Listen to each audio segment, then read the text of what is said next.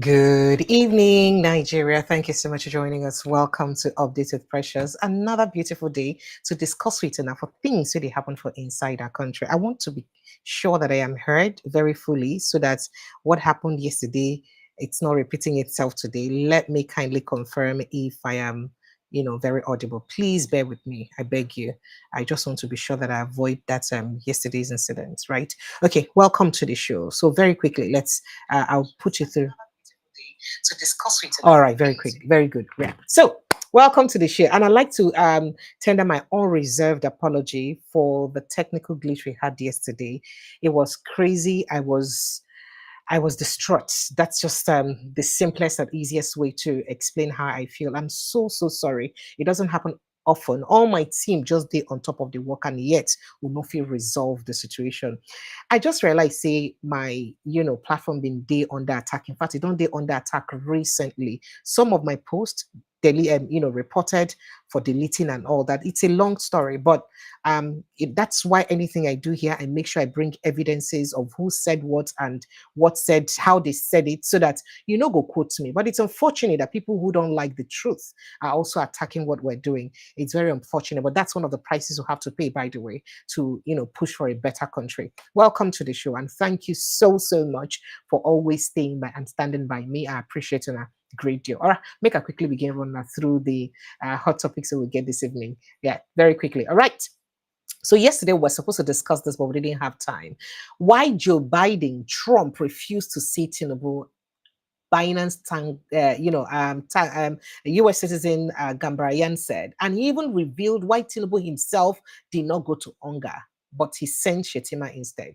We'll look at this conversation today. And then we'll look at how ADC and PDP have just been fighting themselves up and down. ADC tell Tinubu, say, don't worry yourself. He not get as he do. Nigerians not go give you 1 day above 29th of May 2027. 1 day after that, 1 day beyond that, you go get.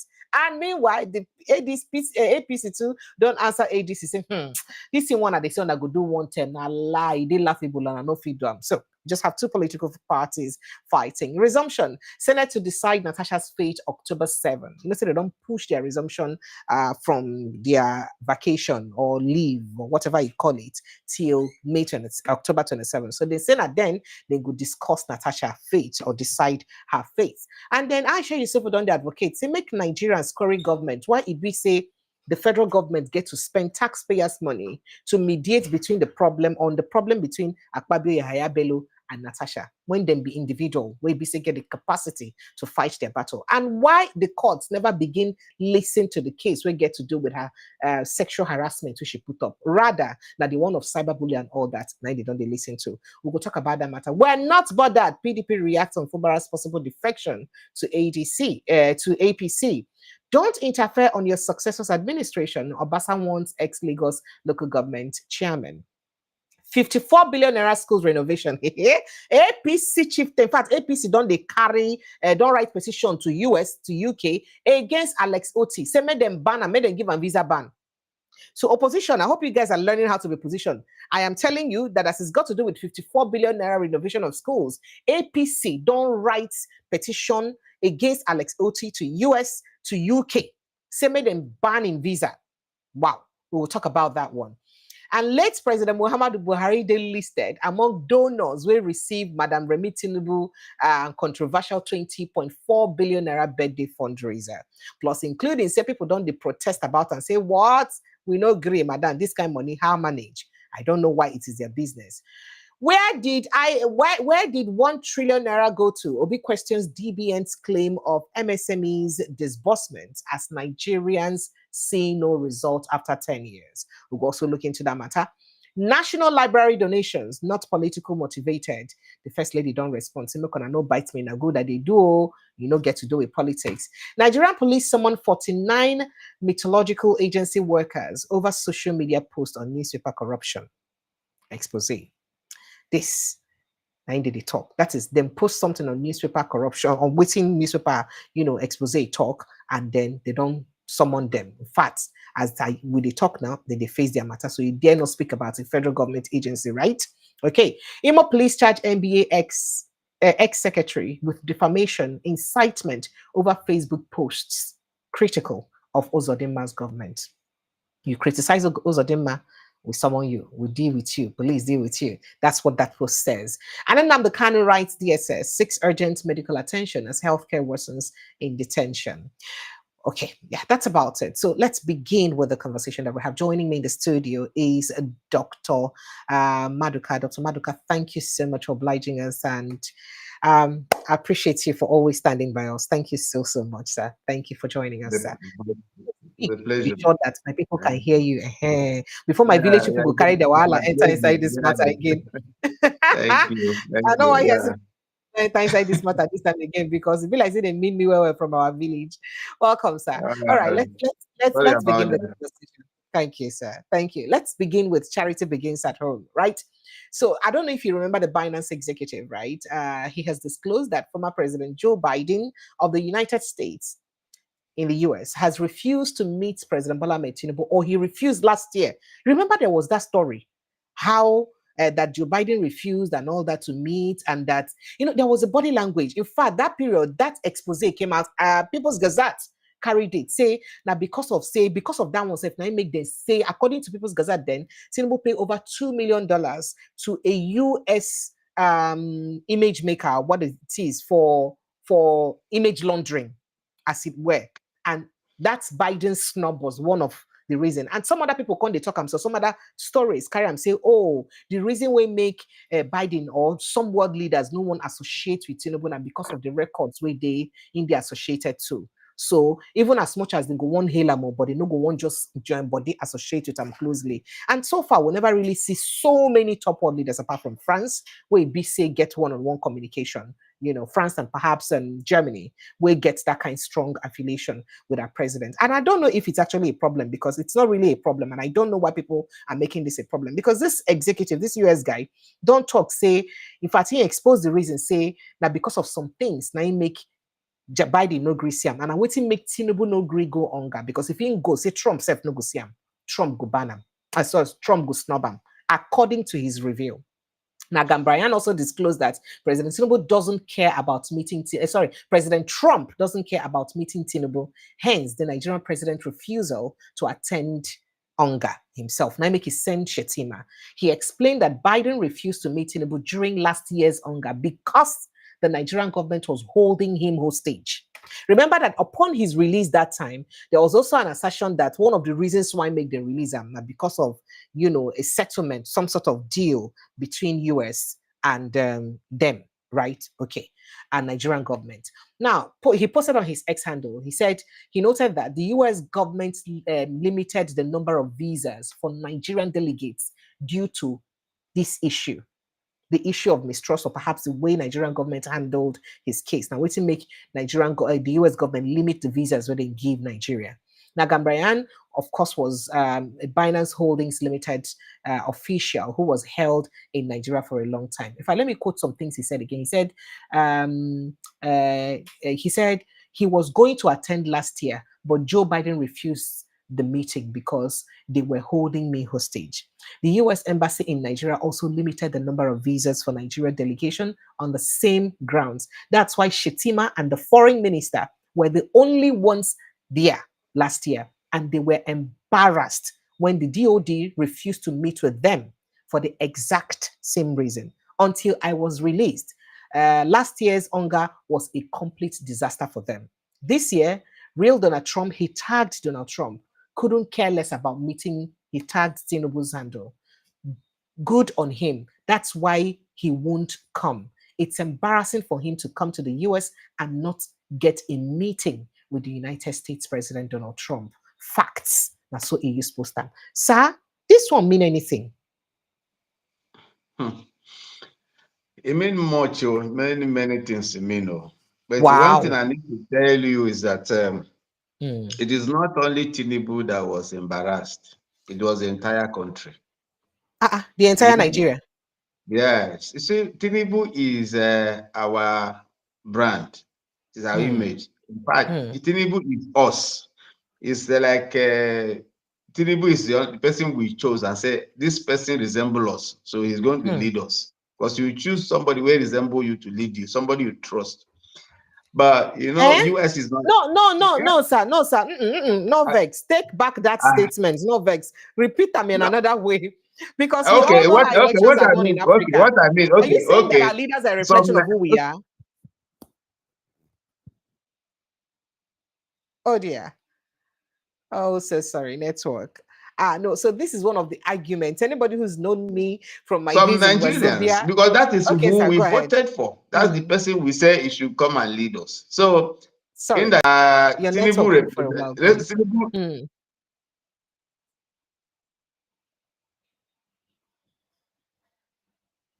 Oh dear, your network, sir. So representing us. Is representing us. Sorry, somebody is trying to call me. I'm trying to knock it on. Somebody is not calling me. And you know, Nigeria here, when they call somebody, you knock up, they cannot wait. They will keep calling. It's unfortunate. Sorry about that, so, sir. Okay, no problem. So what I'm saying is that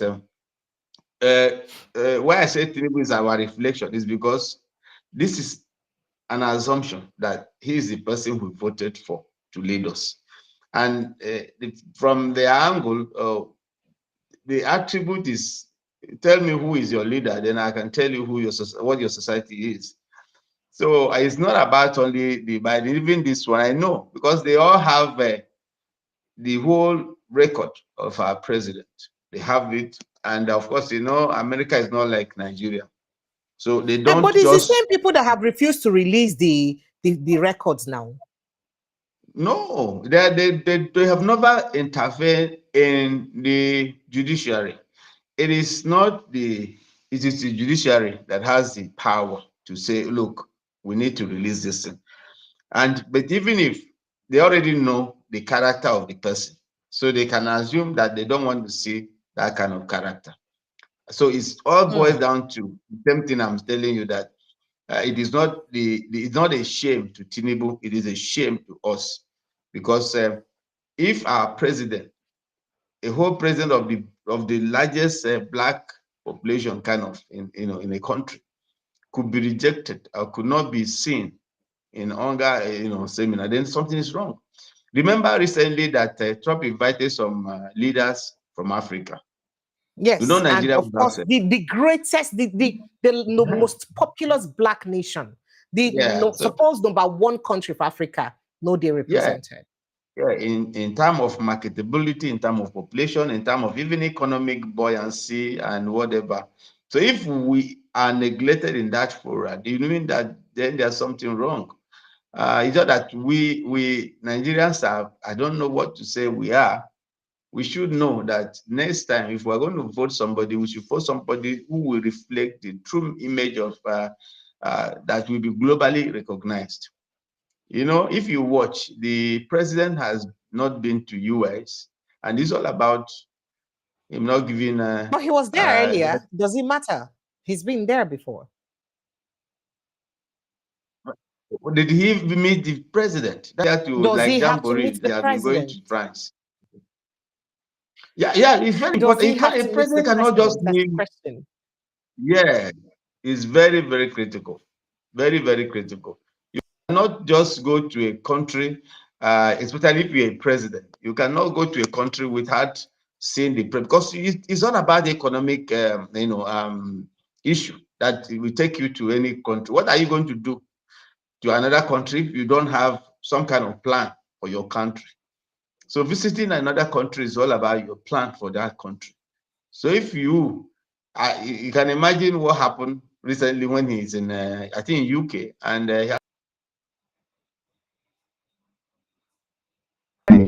the France oh dear, president Macron. So it's all about strong, global power. You're visiting that kind of president gives you some kind of leverage in terms of trust, in terms of people recognizing you, in terms of confidence, even in your economy. So, and then you now talk about investment. Since Trump entered, he has not invested anything in this country. Just Japan, I know how much invested in Japan. In Saudi Arabia, he has invested over 500 billion. So why shouldn't have President visit Trump. It is a very big disaster for all of us. So I don't see it from the angle of Tinubu alone. I'm seeing it from the angle of all of us being shortchanged because of one man. Because So assuming we got, okay, sir, yeah, go go ahead. ahead. Go I ahead. was going to ask, so what do you think? Do you think that what this man, I mean, the man is alleging that it's because of his case, while other people are alleging that perhaps it's because of, the so-called record that we're not even sure if there's anything bad in it and all that. So why do you think that this is the way it is really? Based all of the things we don't hear now, gossip, none of them be true. Or none of them don't they proven as truth. Like I told you, before any president, especially in US, before they will visit you or invite you or whatever, they must have looked at your record. Record is very important. Your past is very important. It showcases who you are. And don't be surprised that you don't know if he allowed Tinubu to come, it could have a very big financial or economic impact on the US. Because the US is talking about democracy. We are talking about democracy that is nascent, that its process can be assumed to be at least 60% or 70% okay. But if you look at the 2023 election, you can see when the president opened mouth and say, snatch it, run with it, and all those and that, those words are very powerful words coming from a president. It doesn't depict the democracy. And if you watch what is happening now, the emergency rule in River State, you will discover that it is not democracy. I've not seen where American president will just impose a military person on an state. So these are the things they are looking at. They are not just looking at it from the angle of the past record. They are looking at from the attribute or from the trajectory of what the president is doing right now. You can imagine what the other parties are saying, that Tinubu is trying to infiltrate into other parties so that to make Nigeria one party system. This is anti-democracy. So these are the things they are looking at, to say, is this person that is coming, is he really a Democrat?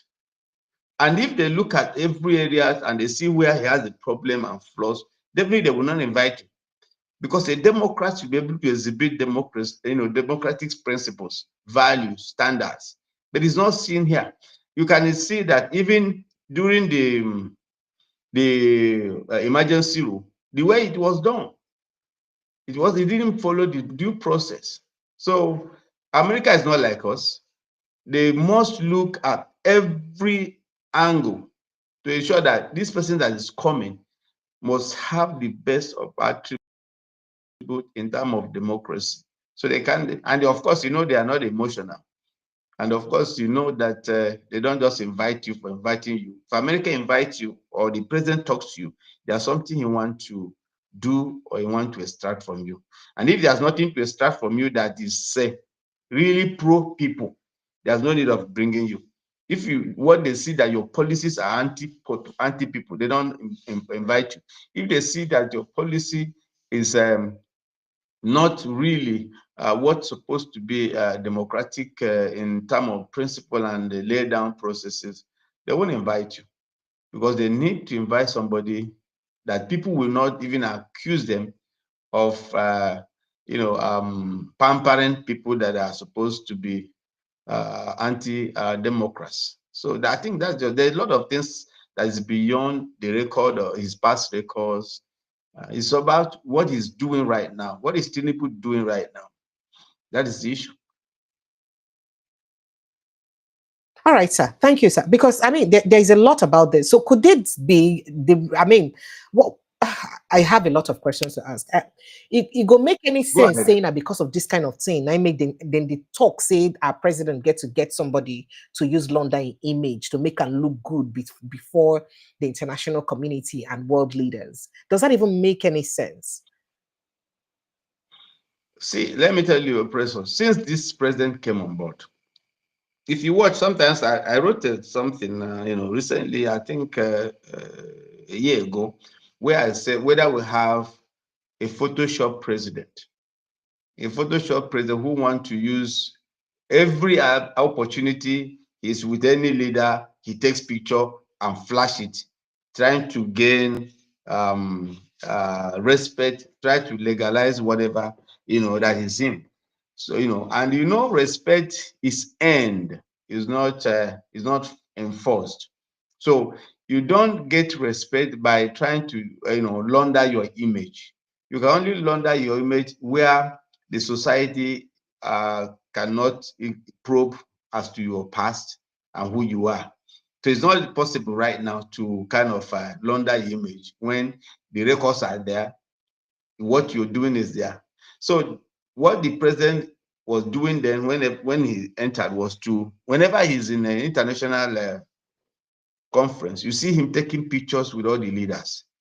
And that becomes what he wants to use to legitimize his enthronement. But it's beyond that.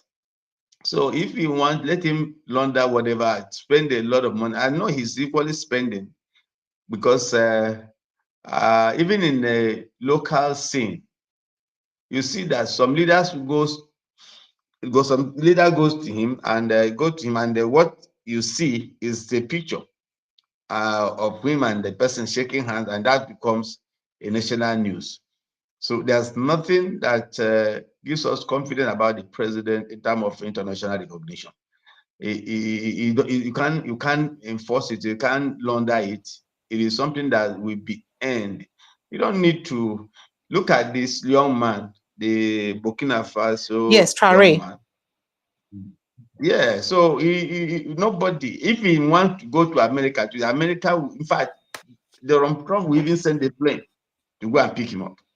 He ended. If you want to pick go anywhere, person will be said they won't come out by all means. Now they won't pick. They say they practice democracy. I'm telling you in terms of international diplomacy. Okay, sir. International, even if you want to take somebody out, but when such a person now said, "I want to visit you," it is something that you see jubilant. I'm telling you, if this guy said today, I want America, I want to go America, I'm telling you that America will erupt. The whole president, everybody will welcome him, because he has shown resilience. He has shown that he is a leader who has the interest of his people at heart, and he's doing it. It's not that talk. He's doing it according to what he's doing in his country. So it is very, very clear. Despite that, the man is a military person. He's not even a Democrat. So you see the factor I'm bringing in now. So it's not about who or whatever, but what you do, how you bring yourself, how confident you are, and how people perceive you as a person. If people perceive you as a rogue, as a thief, as a forger, as a druggee, as whatever, definitely you will not have such friends that would like to mingle with you. Because one, it is not something that is obscure. It is known. Nobody will say you no go know. Because during the trial, everything about this man came out. Despite when he want to, and he used his mouth to say it, that if they expose who he is, that is finished. Maybe that means just that they there's talk something now. that Everybody get past now. People no get past. It ain't wrong for them to get past. No. See, no, I get past. When you, as the president, is coming to tell the whole world, if there's bring a max and finish, that means there's something that is so deadly that you don't want people to see. And that was why they stopped, giving us the public, overview of what the records are. But for US, every record is bare. It's very, very bare. You can rule, but the issue that everything about you will be a threat. Trump has his own problem, and even before the election, the tax issue, yes, a lot of things. So that is America for you. So there's nothing about Trump that person cannot tell you from childhood up to now. But about our president, let's take it from his birthplace, his birth background. Nobody can tell you 100% this is where he comes from. 100% nobody can tell this is the no vex. I would like me to take this in one by one very quickly before we move to other issues, because we get a lot of things. Waiting with the implication say they don't know anything about our president background. Does it really matter? Does it matter? He's a human being. He's a Nigerian. Does it matter? He's from Lagos State. We know who his mother is. Does it matter? Must they know where he comes, where he from come? Must his background be known? Is it a problem? It is. I'm telling you that, look, your country, yes, your president is you. Then why INEC approve and making contest if not problem? Why INEC approve and making contest if no problem be that? Because now INEC supposed but you know people challenge it. Not be them. But you know people challenged it. You know what happened? So what did INEC do? The election umpire not do anything. It's that, but for the fact that you as a country didn't do anything to ensure that justice is done, doesn't mean that other country will not take cognizance of that error. So your error doesn't mean that if I know you're a thief and you are my friend, I cannot invite you where I'm going for a meeting where I'm going to discuss something about my empowerment or whatever, because I know your attribute. So if in your house everybody is covering you, it's okay. And don't forget that most countries, when during his inauguration, most countries didn't come. Yes. Why do you think they didn't come? It is the foundation. And some everybody knew, but Nigerians but it has some like Nigeria. The day you get the best, look at Yaradua when Yaradua. I'm telling you, this country was filled with a lot of leaders. Nobody tells you. So we can deceive ourselves. We can just believe, oh, you know. But the issue is that the world has become a village. So there's nothing you can do even in your kitchen that people cannot see. I'm in the village. I'm talking to you. So there's nothing. Yes, you know, the issue about us, we pretend a lot. And mostly we are docile. We feel who. And for some of us who are even talking to change the narrative, you know, some of your friends will tell you, not only you know, go leave this matter for them. But some of them will discourage you. So this is why we don't have activists again. Most of them, look at Shore that is trying and doing all this, you know, most are attacks. So the issue is that for the fact that your home is dirty doesn't mean that another person will tell you, come and dirty my house. They leave you with your dirty house. They say, no, this is the boundary. And that is what happened. So you can launder whatever you want to launder. You can do any debug. The background is very important now. It's very important. Go now, Google President Tinubu background. You will see what AI will give you. You will see what Google will give you. It's not cohesive. But if you Google my name, you will see the sequence. You see everything, where I come from, everything. That's how it's supposed to be. But when your president living background is disputed, his birthday is disputed, the election that gave him this enthronement is disputed. So you don't expect another country to call you. So, sir, do you think that that's the reason? Because since the beginning of this administration, so many countries don't they tighten their visa measures for Nigeria. Even though some people saying a global trend, you know, be about Nigeria alone. But do you think say this thing get anything to do with the fact say countries just they tighten their entrance into their country, you know, in any way, especially for Nigerians? I will just answer you with this simple analogy. Okay, sir. Your father is a thief. He don't die, but he not a thief. He had children. I just analogy. And he had children. You get what I mean? And they want to come to your house. The first person you look at is the father. And don't forget those days before you got married or whatever, the first thing they do, go check the background of the parent. When they hear that your parent one time they've stolen yam, sometimes they do poison, sometimes even sometimes they say that they cannot trace your background. Nobody comes to marry there. So that's a simple analogy. Nobody comes to marry. So like the Igbos do that they go and enjoy, say, Abi. So when they go and enjoy, say, that's it. So your father is seen as somebody who has different types of characters. Let me put it, not one. And he has children. What do you think that the children will exhibit? They say the cow look at the mother's mouth before it starts chewing a what? Grass. So the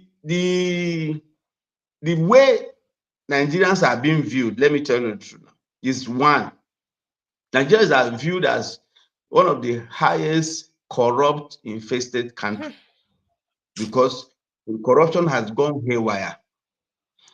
Two, Nigeria have been viewed as a replica of the president, of their president. So if this is the view, then there's no way anybody can open their arms and invite you. Mind you, let me give you this as a story guide. And mark today that the day Nigeria get the best of leaders, I'm telling you, this visa issue will be relaxed because it's about country. You do me, I do you. But when you don't have the confidence, because there's something about you that if you make noise, it will flash.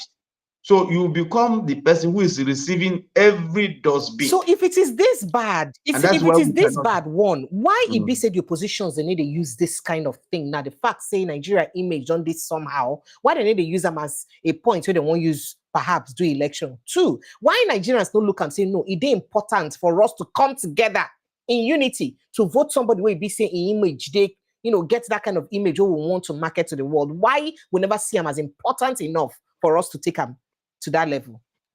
Because Nigerians, they act like they don't care. We're still fighting ourselves. No.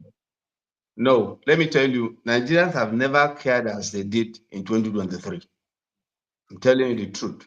Nigerians were out. A lot of Nigerians were out to ensure that they have the best of a leader. But you know what happened? In fact, it was a few days ago, I saw in one platform where in a state, the figures in the this voters sheet is so terrible that when they change the figure, they forgot to change the words. So the whole thing, everybody change it in words. They couldn't. So so the whole thing, and we know what Judiciary did. Even the least lay person understand what happened. We know what happened in Abuja saga, what the FCT legal issue. That has been the and. And for me, who is not even an English person, let me put it that way, understand that one ant is a conjunction. That's it cannot be the same. It's this and this. That's two. That's why you say plural. But you see what Judiciary did. Even in Lagos, which you're going to talk later, that is saying that Tinubu is not going to be one-time leader. I just laughed because in Lagos he was beaten blue and black. Where are those APC people who said it's not one time? Well, they said they don't take the necessary. They said they don't take precautionary measures to make sure say what thing happen for 2023. There's no precautionary measure. There's no precautionary measure than trying to do the same thing they did 2023. Because let us have a free and fair election. I'm telling you, it will be a revolution. Because even in his own house, in his own place, Ikoyi or Lekki, he was voted out. It was 78-6. Yeah, Bolon, 78-6. I know they forget that number. So what are you talking? Nigerians understand. It's just that what Nigerians, the only problem with Nigeria is that nobody wants to die for the country. That's just the issue. And the issue is that there's still this issue about tribalism, religiosity, so it's still killing us. That when you want to do that, this one not be your own case, na Igbo case, this one na Yoruba man, this one na Hausa, this one fly. So we have not been, together to say we must fight this fight irrespective of our tribes, just like what we see in Nepal.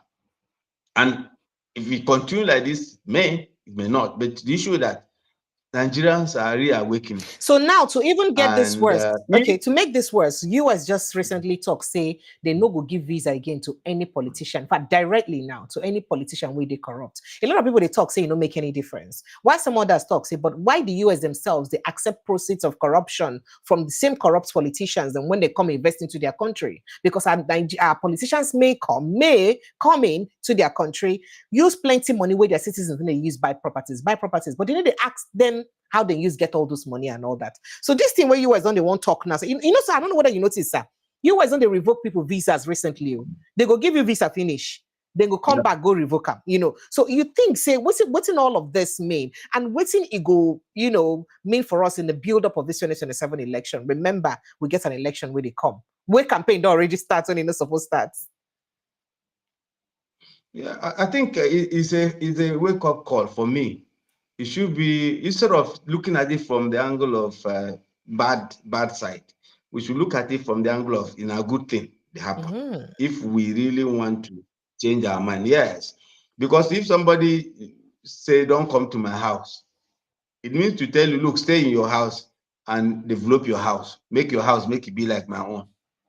And they said necessity is the mother of what? All invention. So when you are pushed to the wall, you are bound to think how to get out of that situation. I'm happy about it though. Seriously, I'm very happy.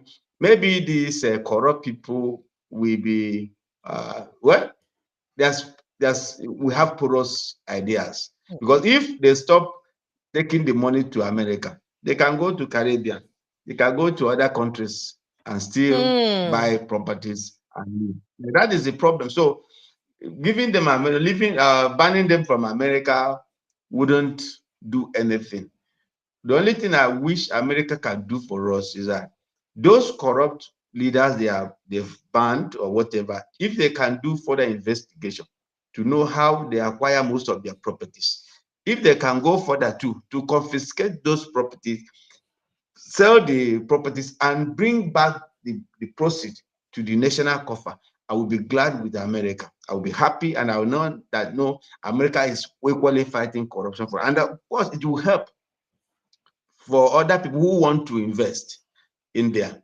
But if it's just because of visa, it doesn't matter, because if you ban me from visa and I have a property in Florida, I rented it out, I have a US account, so the proceed you can see it coming. So what if I get the proceed, I go to another country and enjoy my stay. So the issue is that Americans should just not stop only the visa ban. They should go further to investigate all these properties, like the one we are talking about, Wiki. Those properties should be investigated.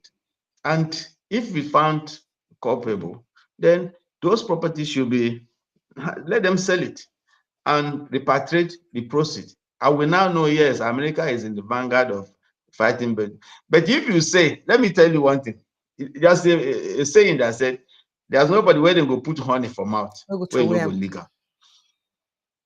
So when you are bringing money, however you bring it, well, it is your money. If your people cannot talk, if your citizen cannot talk, if your court cannot talk, institutions cannot talk, EFCC, all of them are now cannot talk, then who are me? Make I not take the money. I go take the money because I'm going to develop my country. So it's about economic, factor. You're bringing your money. I'm developing my country. Bawahala. Congratulations. So that is just what I want to say. But for me, banning that visa, to me, doesn't mean anything. They should go further to do further inquest and get the proceeds of those corrupt properties back to Nigeria. All right. Then I'll be happy. All right. Okay. So a civil society organization, perhaps to get the president to clear all of this thing, don't they ask the president now, make it suspend some Wiki? In fact, make it not just suspend them, make it suspend them and also make sure, say, he probe this Florida issue. Do you see the president obliging and doing that? I don't think so. There's something about Wiki and the president, which me and you know go fit talk. There's something deep. I tell people there's something deep, because Wiki would have been fired when we had that The land he issue. purchased Yeah, land. the land issue. Yeah, yeah, and very big land that is beyond normal. That was when the president just died. I told somebody, look, there's something between president and Tinubu. There's only two of them know, and I think, yeah, there's this. So, and there's that thing is that if the president tried to do that, I'm telling you, there could be a lot of a lot of You problems. mean Wiki may sing? Because yes. So, Wiki talks. So he will spill the beans, and of course it will scatter the country. Don't forget that the presidency, why he got this presidency, is because of River State. That's River State. So if Wiki, they say Wiki, you are sacked, and he goes back to bring the original result. You know what that means? No, sir. So you mean say Wiki, the former governor of Rivers State and the FCC minister, may likely have something on the president, and I'm waiting making they do everything when they do, and the president. That's the challenge to the president. That's like challenging the powers of the president. Now waiting make the president not fit the problem is to order. Who? How? You see, if you watch, there are some people that president will not touch. You see Wike, you see Akpabio, you see Abbas, you see the chief of staff. There are people that nothing that the president will touch, because these people have been indicted in one way or the other, and the president just keep my mute. So if you're thinking, like I talked about, look, Wike will serve this period for 4 years with this man, and nothing. There's something that is deeper that me and you won't say. Because otherwise, some people will not do 1/4 of what we had done, and they will be fired. That is making noise. You look at even the building of the national conference, The 39 billion. Yeah, billion. So, what on earth to build new one? But is it even a good thing for the president to continue to associate with somebody where we say a lot of people don't complain about before? You see, that's why when you're talking about America saying they won't come, they are reading these things. They understand. If a president, they're looking at you as a president, you are not doing anything on this corrupt. So why should we associate with you? That is the issue. So when they are seeing all this, and don't forget they have their embassy here, they are sending them report. So they know. A president will stand and do something. Of course, I don't know what I will say, because the president don't seem to understand the gravity of what Wiki and some of his ministers are doing in terms of corruption index. And probably because I don't know what exactly is happening. Because I thought by now, the president must have dropped not less than 10 ministers that have been accused of one thing or the other. But they are there. So what are you talking about? If you look at the whole trajectory, you discover that this country, I don't even know how I would say about it, that there are cabals, let me put it that way, that takes the whole bunch and say, this is who we are. And they can do anything and get scot-free. And that is the problem we're having. So they know themselves. And that is why whenever you accuse them of one thing, you come back, they are doing another thing. When Wike went to River State with what kind of vehicle is that? There's one vehicle he went to, and they were asking him, how did you buy this vehicle? Is it what's the name of the vehicle? And he said his father is a rich man. Rolls Royce. Yes, you know how much that thing is. They've accused him. They've shown Wike's hotel. Then you ask, is it not this politics? Has he any industry like Dangote, like Utedola, like people you can look at their business and say, if whatever they have, they end it. So all these things are in the public, they are public. And if your president is not doing anything to curb corruption, is not doing anything to ensure that electoral process is well maintained. He's not doing anything to ensure that he himself remove himself from all the evidence of character defaults. Who will invite you? So that is the problem we're having. So we won't do anything because there's something that's deeper between Wiki and the president. All right. And only one day history will let us know. All right. So this particular civil society organization, human rights also, the Edo Civil Society Coalition for Human Rights, that be their name.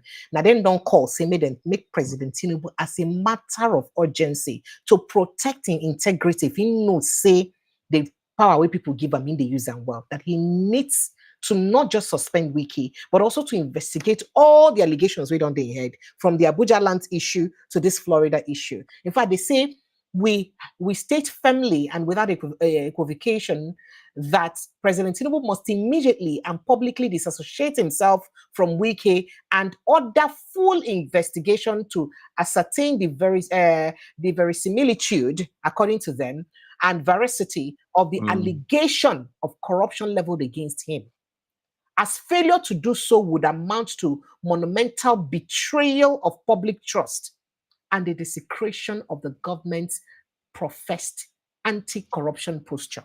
And so according to the group, they say President Tinubu's continued political intercourse with Wiki sends a dangerous signal that corruption is not condemned and poo-pooed, but rather rewarded with proximity to power. So they don't challenge the president. Now, president, they try to make sure, say, I mean, as a president who's looking forward to being re-elected in 2027, what's the ideal thing the president is supposed to do in this conversation? Or perhaps not just to disregard people, after they complain, they go keep quiet and life continues as usual, as if it doesn't matter. Well, let me not overflow this matter. Let's move on to other issues, except you want to, say something. Yeah, you talk about integrity. Yes. Integrity is like who you are. We don't talk about flaws in characters. We talked about corruption in the face of the president. We talk about a lot of things, insecurity, the things that are happening, and the president is seeing them. So, and he's not doing anything. So there's nothing like integrity. Integrity comes when the person has a remorse and be able to say, oh, look, I've seen, I'm going back to the best of practice. It's not done anywhere. Look at it. Let me tell you, when the issue about the yacht, the purchase of yacht was, escalated in the public view, I was thinking that the president will reject it. He didn't. When the jet, he wanted to buy another jet, the public shouted. He took it. So how do you think that this man is in avar to your public outcry? You can talk and talk and talk. He has his own mind. He has made up his mind to do whatever he wants. But the only thing that I like about few of these activists who are coming is that it will help the international world to know what is happening. It's not for the presidency to do anything. It is for us to now start telling the international world, this is what is happening. And probably the pressure could come from those areas to tell him, look, it's time for you to shift ground and do the needful. But if for us, as citizens, we are talking to president, forget it. I don't think he's a listening one. He made up his mind on what to do, and he does that. And whoever that don't like it can go to hell. All right. So this is okay. Let's quickly move on to other issues before I get to the wahala between ADC and APC and the gbasgbos they give each other. Maybe we'll talk about Natasha and suspension. Yesterday, we see the drama we happened. They eventually reopened her office for the first time in a long time. We say the Senate. I mean, we don't see them suspend Abdul Ningi. We don't see them suspend Ndume. We don't see them suspend a couple of people. But never have we seen them make an official unveiling or unsealing of those offices after suspension. So we saw them unseal publicly her office after the suspension. And then we also saw the little drama that happened when Ibi said they eventually tear gas some of her supporters, her constituents, them will be follow her come. Make her pick your mind on everything will happen. As even the Senate now don't come and talk, say, now when they resume plenary on the 7th, say they extend their vacation. That same yesterday, now they extend their vacation. They're supposed to resume, they extend their vacation. So now that time, now they extend. So they say now when they resume on the 7th of October, now they go visit her matter. They can let you jump in on them. Because we're yet to decide whether she's actually going to Back. resume fully or not. This one is just her office, Yeah. Opened up. Go ahead, sir. Yeah. First of all, I want to really appreciate that woman. In fact, I appreciate her heart, I appreciate her resilience, I appreciate her heart. Let me put it, lion heart. She really endowed me to understand that as a woman who are more of men. Yeah, so even like you talk about Ningi, all of them that they were suspended, they just went home and that's just it. But this woman made the move. He made the wave. Globally, everybody knew, and despite everything, the manipulation, the recall issue, she came tops.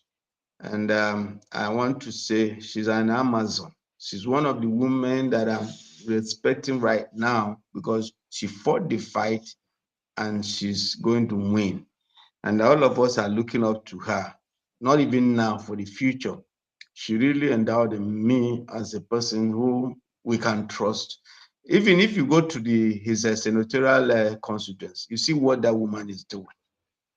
Wonderfully, like unlike others, buying wheelbarrow for their own. But this woman is empowering his people, everywhere in education and what. So that is what we need, and that's the kind of woman I so much love to have. I don't care if a woman become a president tomorrow, and I may see this woman aspiring for it because she really, really has shown Nigerians that there are power in a woman who actually has focus, and she really showed that. So that is just the by the way. Now coming to your question, yeah. Tunde Bakare made a comment and he said the 10th assembly was the worst unserious bundle of human beings. You see, everything, like I told you, must be exhibited as if it's a fun fair. You are just somebody is coming back, you're making it as if you are in a theater to showcase the world that we have done this person good. There's nothing. Other ones, nobody did that kind of unsealing ceremony. What are you celebrating? You're celebrating an injustice. Or you're celebrating what? So I see that as part of what I'm talking about this government, trying to make a showcase on something that is abnormal, making a showcase or something that we remove people's mind from the core subject matter into a triviality of nothingness. So the unveiling to me doesn't matter. The woman has resumed, she has resumed, and I wished when they resumed by that 7th of October, they should accord her a right, her full right, and treat her as a distinguished senator. And that most of us are proud. Not forget, say and expect her to apologize, and she hasn't done that. Apologize for what? That there is nothing. What is she apologizing? That may be another case against her because she was, according to them, say she failed their rules and she was perhaps rude to them. See, let me tell you, except they are just looking for something else. The non-apologetic instance was why she was banned 6 months. So she has served the sanction for not apologizing. So she still doesn't need to apologize for resuming. No, it's like a person who has been tried in a court and he released. You say no, he has to be tried on the same offense. It's not done. So the offense that gave rise to her punishment was because she didn't. Because if she had apologized, maybe they wouldn't have given her the hammer. Because even the Senate president, there was a time she did the same thing, but the only thing that she apologized, and that was why I think during Saraki period, yes, and that was why he was forgiven. He was forgiven. So the only problem that Natasha did was that she refused to apologize. So her refusal not to apologize was why they hammer her 6 months. So she's served her sentence. Let me put it that way. So any other thing now is what I call is trying to just is witch hunting. Any other thing is witch hunting. And I pray that they don't go that far. They don't go that route again. Because if they go that route again, then I think we know there's more to her sanction than just the apology. I think that's what I would just say, because she deserves to come back. She has served her sentence. And in law, when you serve your sentence, you have your full authority, to belong to where you ought to Okay, be. so let's she has compare done. his case to that of Fubara, right? Because a lot of people been expect Fubara to put up the fight, just like she put up the fight, but perhaps he didn't have the stamina to do so. And a lot of people, it is fair to see Fubara as a weakling, and because of that, the reason I asked this question. Now, because of say somebody posted something, I tried to get the Twitter while you're having that communication. Somebody posted something, on Delifaro Timi's thread, and said that he must commend Wiki. And said something about Fubara putting a Jaws to shame. That's the fact that they are fighters to shame because he didn't put up the fight.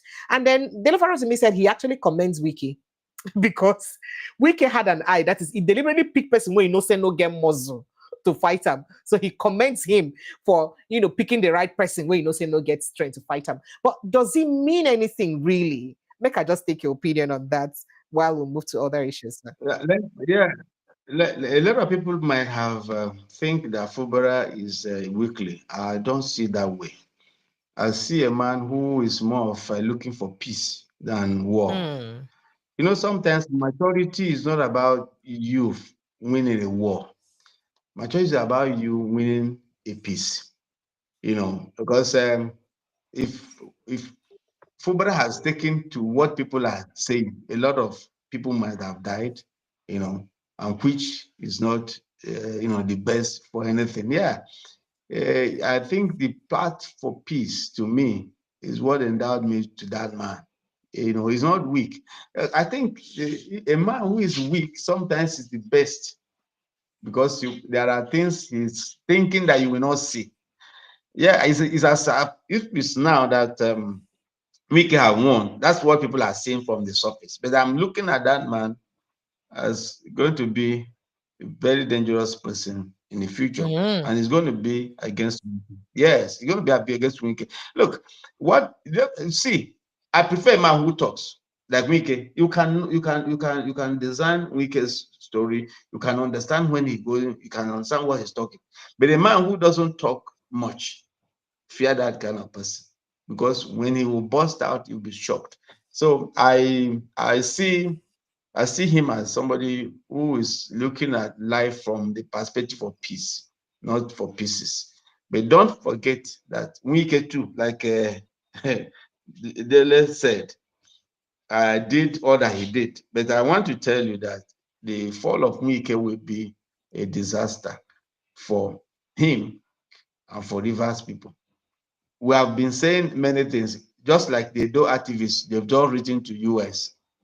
And I don't think that when the president who is looking for legitimacy from US, we see this kind of thing being written to US, that will not make a case. Don't forget that today, Showere has written to Florida, Attorney General of Florida, the same He thing wrote about days back. Wike. Yes, sir. And they copied US Attorney General. Yes. So I don't think they will lay it low. So those things are the things you're going to see that is going to encapsulate the vaunting of Wike, believing that he is everything.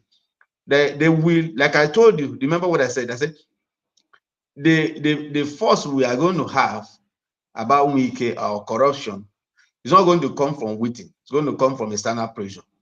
Because external pressure is going to tell him, look, President, if you want to go for second term, if you want us to believe you, they have to give him conditions. It's not us. And those conditions is that, one, this issue about corruption must be tackled. Those they will list, because they have the list, they have the names. They have all the names. They will tell him, look, these are leaders, these are corruption. And it's from that time you now know who President Tinubu is. Mafians take their time before they do things. And when they do this, it's decisive and it's at the nick of the hour. So don't play with somebody like Tinubu. For the fact he's doing as if he's not aware, no, he know what he's doing. But I'm telling you, at the time is coming, it will be very, very, you will see it. It will be incisive, it will be decisive, and he will do the needful. He will do it because he won't be happy that his regime is being encumbered with corruption, and more so for his cabinet members. And you're looking for second term. No, people will really, really give him a condition, but that condition is going to be from external pressure. And I think when he gets to certain places, he will succumb, especially if he wants the US legitimacy, if he wants something like Russia legitimacy, he wants some European country, not France legitimacy, he will succumb to that external pressure. Okay, sir. All right. So by the way, the PDP don't talk, say they no care, they indifferent, whether Fubara join APC or not. Like they already zero their mind, say you don't mean anything. They're on board. Remember, there is also move by Enugu State. Would they hear say there is likely move by Enugu State governor to also get to APC? Now, this means much more. In fact, almost all the parties in the states now, only the northern states now will never see the move like this. What's the implication of this for the 2027 election? Because Nigerians are worried. And we know the influence with governors they get for inside elections, especially the type of elections that they get. Let me tell you something. I remember with a story that I told you that one of the issues about democracy is fairness, freedom of association. And we talked about why America, they've not been able to accept Tinubu wholeheartedly. It is this kind of thing. Because they are seeing reports. Because I said about trying to truncate democracy by trying to implement a single party system in a democracy. That is very, very erroneous. That is very, very sinister. And I'm telling you, Americans are listening, they are saying it. Now, you're talking about Osun State. Adeleke has been crying. They seized the local government allocations, and Adeleke has come openly to say that why it was seized because they want him to come to APC. So why should the government, the federal government, use certain things to impose or ask or lure people to their party? It's not done anywhere.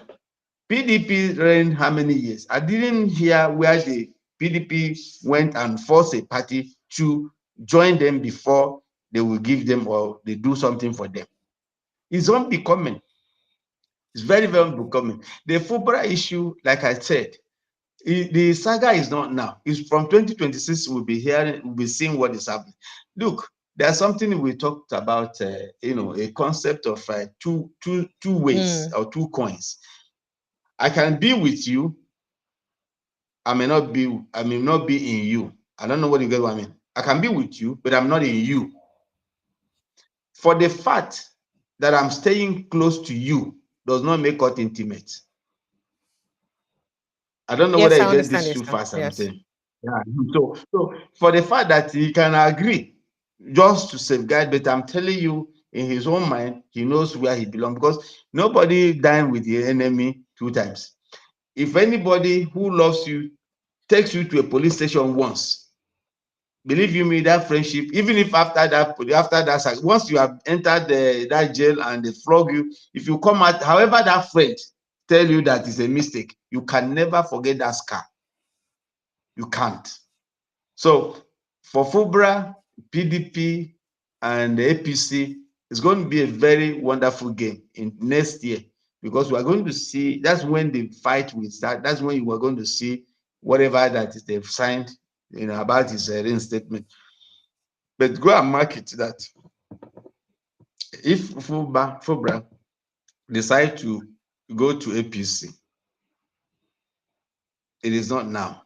To be much later? Because, like I said, yes, I'm telling you, because when you are fighting somebody and your leg is just like ostrich, you're fighting something, your legs are outside, and you think because your head is inside, you have been covered. No. Wiki is having a serious problem right now.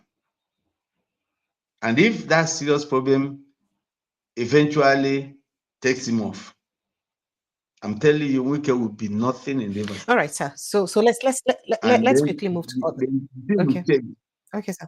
All right. So I wanted us to move to the question okay. we No, let me let you land. Let me let you land. Apologies. I said the question will change. Okay. The question will change. And then there's something I want to point out. There's something I want to point out. So sorry, before you go. Let me tell you, election in Nigeria start with the presidency. I'm telling you how governorship will change. That even this, they are the campaign or not the campaign, it will change. Election starts with the president. And the governors are the ones who will ensure the president is voted. That's a problem. That is it. Once the president is voted, believe you me, it shows that. Like I was telling somebody, assuming it's PDP or Labour Party that got the presidency, I'm telling you, the number of APC will have depleted very, very much. If it's Labour Party, I'm telling you, Labour Party will have gotten not less than 10 or 15 states. So these are the issues. So the governorship is not something we can say, okay, how it's going to affect. No. The first election will give you a clear view of a new state and the new state and their governors. So that's just what I want to say. All right. So moving on to your state, Abia State now, where All Progressives Congress in your state, and one of their members, who is also a legal practitioner, I guess, Eze Chikamnayo, has petitioned the United States, United Kingdom, and France, among other countries, to place visa restriction on Alex Oti, the Abia State governor, until his administration shows evidence of 54 billion naira spent for the renovation of public schools in the states. Now, let me explain this, sir. Alex Oti spent 54 billion to renovate public schools. Wiki spent 39 billion to renovate one building. And APC, they vex. They say, made them ban, made them scatter everywhere because of, say, explain how you use 54 billion to renovate schools for inside Abia State. But we can use that money to renovate one building. But let's go for that. He also petitioned other countries and international bodies, including Germany, China, Austria, Canada, Britain, Switzerland, the European Union, and the African Union generally. Addressing a press conference today, Wednesday, in Abuja, Mr. Chikamnayo is also the convener of Abia State Best Interest Association, said governor and his officials, who instead of providing empirical evidence of the 51 smart schools, 51 schools, smart schools, for which 54 billion naira was spent from the state coffers in the last quarter of 2024, resorted to another diversionary tactic. Make I just let you answer the question. I mean, you're in Abia State. Please help us tell us what's going on, sir. I am just laughing because for the first time in my life since the 1999, PDP took over the reign in Abia State, I think Abia people have become so happy this time around. In fact, what the new name they give to Alex Oti is Chioma Ndiabia. Chioma Ndiabia. That is the God, the good God. The good God of Abia. Abia people. Yes. If you come to Abia, if you go to Aba, if you go to various places, you go to health centers, it's multifaceted. It's working in different directions. And most of these works are ongoing.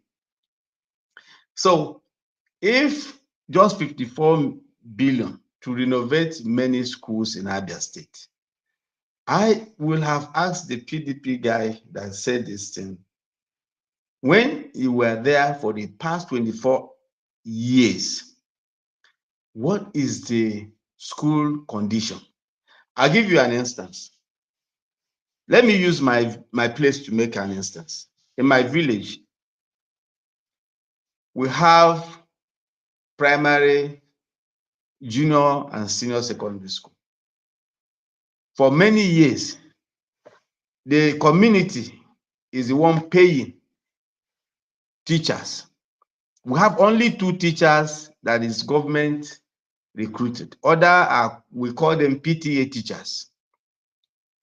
But I'm telling you now in my area, as they resumed yesterday, the whole teachers are all recruited by the state. We have told the PTA teachers not to come. In many places, there are schools being renovated.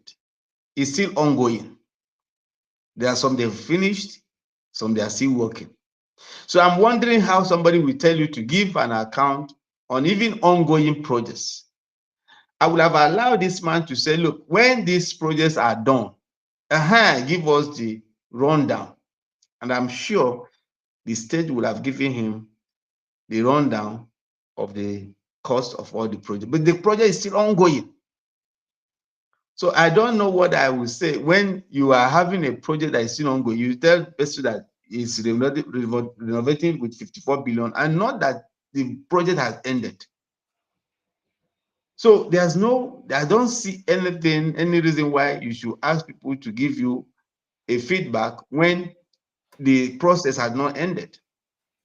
And for I am in Abia, and I'm telling you that Chioma Abia is doing wonderfully well in health, in education, in road infrastructures, in other areas. He's superb. I'm a critic. When I write, I don't believe I'm not emotional. I'm not a sentiment person. Are you sure it's because are you sure it's not because you have soft spot for Alex Oti? Even if there's No, anything like no. Unfortunately, no. The first time I saw him, I think the first meeting we had, it wasn't palatable. I think he came down and said, DSM, are you here? What is the problem? I said, nothing. I said, you said, I hope you've not come to say my state. Oh dear, I apologize. I think he's got a call again, and then you don't interrupt in network. Okay, sir. I think you're trying to have a call again, right? Yeah. Yes, I can hear you. He said that was what he told me. He said, hey, DSM, look, I want you to feel free. We just went somewhere, sit down, said, feel free. Explain my government. If anywhere I'm doing anything, don't spare me. And I told him there, I said, he was that open. He's that open to criticism. Yeah, he is. And I told him that he is doing good. I appreciated his works. And I told him that the day you deviate, you will see the other side of DSM. And we laughed. He said, please criticize me. Criticism brings the best out of every human being who want to achieve results. Did you get what I mean? It's not criticism is not to smear you or to punish or to make you derogate you. No, it is to bring the best. And I told him that. So he knows my kind of person. And if I'm telling you this, I'm telling you because this is what I felt. Yesterday, we went to Maya from Akara. 10, 20 minutes, I was looking at the road. I said, this road for the past 40 years has been a death trap. But you can close your eye and cruise. Yeah, and he's walking everywhere, even in my area. So why shouldn't I appreciate that kind of person? This is what we are looking at. When you appreciate people who are doing well, the other people who are not doing well will emulate. And the same way I'm appreciating Governor Mba of Enugu State. These are the guys that I'm happy about their work and what. And the same thing I talked about Governor Zulu of Borno State. These are my core people. So it's not because I'm coming from Abia. I just want to remove that idea from you. I'm here. I'm on the ground. OT is working. In my area, I know they're working the health center, they are working on the road. We have just gone for the water, we are going for the light. What else can you talk about? If you have been in Aba before and you are Aba now, believe me, you will miss road. Are you serious, sir? I'm telling you, just come. All those pile up of debts and all those things there. How is Arara Market now? Is it always flooded? No, it has been paved. I felt somehow. I felt being proud. That means Ariara is going to become, return back to that old glory again gradually. It has, because it's even modernized. He built, and he's still building modernized markets with good shops that you can at least look at it from Dubai angle. So the man has a vision. Yeah, he has a vision. So you And say that's that why his vision for what he has done in Abia State is at least better than what Ikpazu did. Ikpazu was giving 500 naira to women who give birth to. Remember, he give women. I didn't give on a have you cinema. forgotten? Have you forgotten and Chicken Republic? Not only that, Ikpazu went and commissioned what do you call aircraft, airspace, what you call it, that he had built. Meanwhile, there's nothing there. So you see, the issue is that I hope and I pray if you look, you may, because nobody is a saint, nobody is perfect, but from what I see, from every day of what I see in Abia, is always an addition. It's always moving. It's always adding value to the people, and everybody is happy. So all right. I think so let's the quickly PDP, okay. the PDP should look for another thing APC, to talk about. APC, no PDP, Say? APC. APC. APC should look for another thing to talk about him. Like somebody said, maybe they should talk about his size. But if it's for what he's doing, this believe is me, not good, because I just it's get on my great. own straight bullets. They reach me like this. No, they good now. Eh? No, it's good. You know when dry bones are mentioned, it's not good. No, the now. guy is good. No, the guy is good. And I tell you, there's nothing that they can talk about now, because if somebody is telling you that they spent 54 billion naira on a school project, the school project has not ended. So how do you think that you can react to that person? That means they've looked everywhere. They've looked for everywhere they can. There's nothing. Because if, like Abia now, I'm telling you the truth, they are not go anywhere and say anything. People will fight you. He's not even the one now. It's the people, because people are saying what he's doing. Look at the Okigwe Road now. I don't know if you have been there. That Okigwe Road, that hill that connects Imo State to Abia State University. See what that guy is doing. He reduced that and is working. So why should you see? Go, okay, let me, Abia State hostel.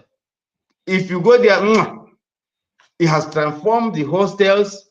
In fact, if you see their common room, see the toilets, see everything, see their hostel rooms, see the bedding.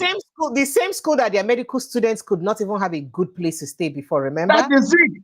That is it. The same person is doing this thing. And you said you were talking about 54 billion for school. Meanwhile, when APC now, let me tell you, APC now, can they point out in any of their states where the citizens can come out and say, this is what APC has done in terms of education.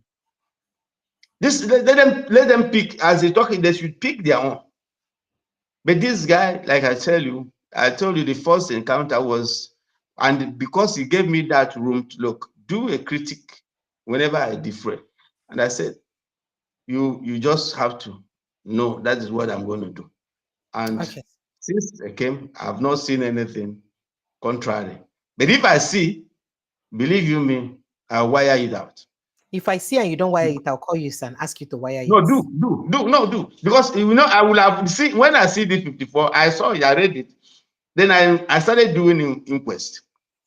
And that was why I tell you that the inquest I had was that some of the projects are still ongoing. So there's no way you can now appropriate that they've expended the 54 billion. It would have been better if APC had waited until after the project, and then they can now do a, kind of a, look at the estimations and what was expended. They have every ground to do that. After that is accountability. I appreciate what they are doing because they have to check the government. I like what they are doing, but they run as if they run before their feet, or their feet run before them. They will have waited. Now they have messed up with what they've now said. They've now messed up themselves because the project is still ongoing. So how do you know that they spent 54 billion when it has not been concluded? So that's what I was answering. But let's quickly look at two things very quickly before we go to other issues. One, anything they wrong with our first lady telling people, say, I don't want birthday cake, I don't want newspaper publication, I'm not gonna just donate money. And that no, she don't raise about 20.4 billion naira Now. Even though some people call the talks, and when she released the names of the people where get the money, say they see Buhari name for the release. I think it's an error. It's an error because according to Premium Times, they say she appreciated various contributors, including President Bola Tinubu, President Kashim Shettima, and his wife, former President Muhammadu Buhari, and several former first ladies. Others are now people say, wait, person we just lost person, 9 day, Abi, and the person we don't die, 9 day contributes to something. But does that really matter? Because she's saying that it's not politically motivated, even though people like Peter Obi don't criticize and talk, say, how can something as revered as our national, that is the number 1 library of Nigeria, a donation or one use building, something that has been appropriated before, so we say they don't pass a budget before. So why it be say a donation will go use building? Why others they see I'm like say now a show of her goodwill and how interested she did for inside education matter? But make her take your opinion quickly if you fit, so that if you jump into other matters. Make I tell you, I think that is the worst story that I had in my 60-something years now, where a first lady will ask for donation to build a national monument that has been appropriated. Okay, now he got 20 billion. Is he going to add to what was appropriated, or is going to channel it? That is one question. 2, let me tell you, I don't know. When somebody say, go and bring me yam from the barn, and it's my father's barn, and you tell everybody of your child, you must bring 1 yam from the barn, where do you think they will go and bring the yam from? Is it not from the barn? It's the father's barn. This money they are contributing is our commonwealth. Forget whether it's coming from anybody, it's not coming from anybody. The one that governors contributed is not from their allocation. Wouldn't they approve it from their allocation, from their fund? So what are you talking about? You see, I think some of these leaders are taking us for granted. They have made us look as if we are so stupid. How on earth? I'll just give you an analogy. We have a collective ban by our father. Then you say, I want to plant yam. Please, everybody should go and get a yam. And we know that yam that is coming from the same ban. So who are you fooling? Who are you fooling? Where did the governors get the money to contribute? Where did the president get the money to contribute? Because he's going to write a letter. And in letter, he will appeal. It is on that letter that the governor will ask for suggestion from either the PA or the chief of staff. Then the chief of staff recommends. And then the president will say, based on chief of staff, they say, approved. Where are they getting the money from? The cover of the state government. So what are they talking about? You've had Obama wife and others, when they do their charity this thing, they do it quietly. And they don't come out openly and say, because of my birthday. We do, but she just did a video now. She just do only small video, make people just come donate. Say, to tell people that she does not want all those newspaper. The usual fun fair and newspaper publications and all that, TV and radio adverts where they follow a first lady this thing. So they say, channel that money, let's build a library instead. And I think she means well, really, looking at it. See, the problem she had was my problem with that donation. There's nothing wrong in donation. My problem is that talking about a national monument has been appropriated. Fund had been appropriated before. So what happened to the fund that had been appropriated for this building? What happened? If she has said, I want to give to charity, I want to give to deaf and deaf school, I want to give to education, I want to give. I have no problem. I want to build some schools in some states that are disadvantaged. Like we know there are some schools that we see that the children are learning under the trees. If that is what she wants to do, nobody will talk. But for you to connect money to build a national asset, you see, when we build that asset, we call it Remi Tinubu's only. Is that not a little price to pay for something worthy, for such a worthy cause? On what the national monument? Are you using a personal The ICC, not the national money months. Now personal money, at least not be donation we use build them, but we'll see them that is over not our personal money. president. The person, like, And you that one see, is even our Precious, country's our national money we used on it. I will see them Precious, after the president. Sir? Precious, that money na national money, not be personal money. I just gave you an instance that the governor, yes, that's what I'm telling you. That money, I told you, I gave you an analogy.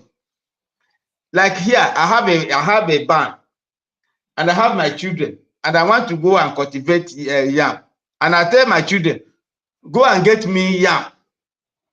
They will go to my barn to bring the yam.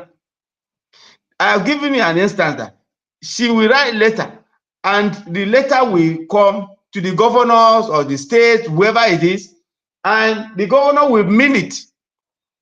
Please, my CSO, comment or recommend. The man recommend, okay, sir, we can give him 30 million naira. And the governor approved 30 million. Where is the 30 million coming from? It's government money. So what are you talking? It's a recyclement now. Forget all this issue that okay. Can she do it when she's a private citizen? Can she do that? Okay, she can't do that.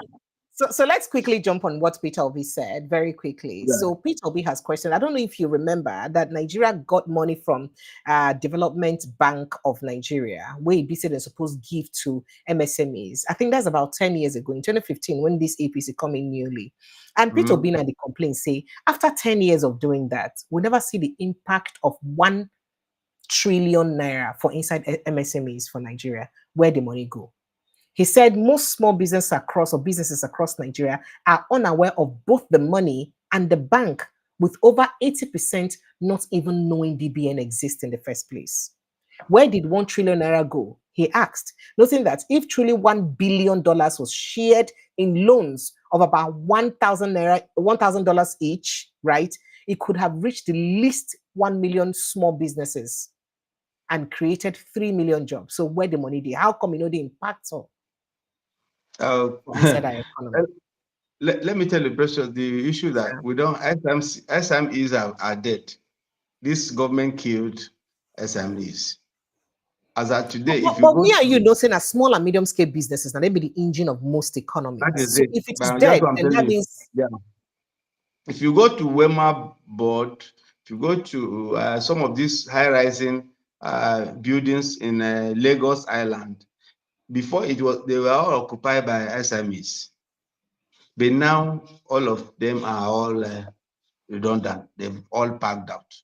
In fact, I have a friend who tell me that to get people to rent is no more easy now because SMEs are the ones that are patronizing because they are the engine. Let me give you one instance, and maybe that one will give you an idea. One, when this government came, the first SMEs that they deal with was the BDCs. Yes. Yeah. So what did they do? They destroy more than 4,000 BDCs, and these BDCs but the BDCs themselves were the conduit pipe for corruption already now. So he was handling them, tackling it. We have BDCs in South, and if you go to Dubai, if you go to UK, if you go to America, they all have BDCs. It is not the corruption. It is the system. It is the system. It's the institution. It's not the people operating. You get what I mean? It's the system. When we have institutions that oppress and be rigid, it will work. So I'm just telling you about SMEs. I'm just using one sector to just trace the point. Now you destroy over 4,000 BDCs, and then they have workers. Let's say 5 workers per each of them. Multiply it. You're talking about over 200 people. Nigerians lost their jobs. That is what happened. Then if you talk about how their parents, as their mother, as all the siblings they are training, you are talking about that Nigeria lost over 500 people that are out of livelihood. Now, you can't even now go and get CSC on a platter. They will give you a lot of things to answer. You answer. In fact, it remains to tell them how many times you sleep on the bed. And all these things are something that's supposed to be simplified. So as of today, you don't see, what you see now is big people and then the traders on the road. Because there's none. They've destroyed, there's no middle class anymore. It's either you are there or you're down.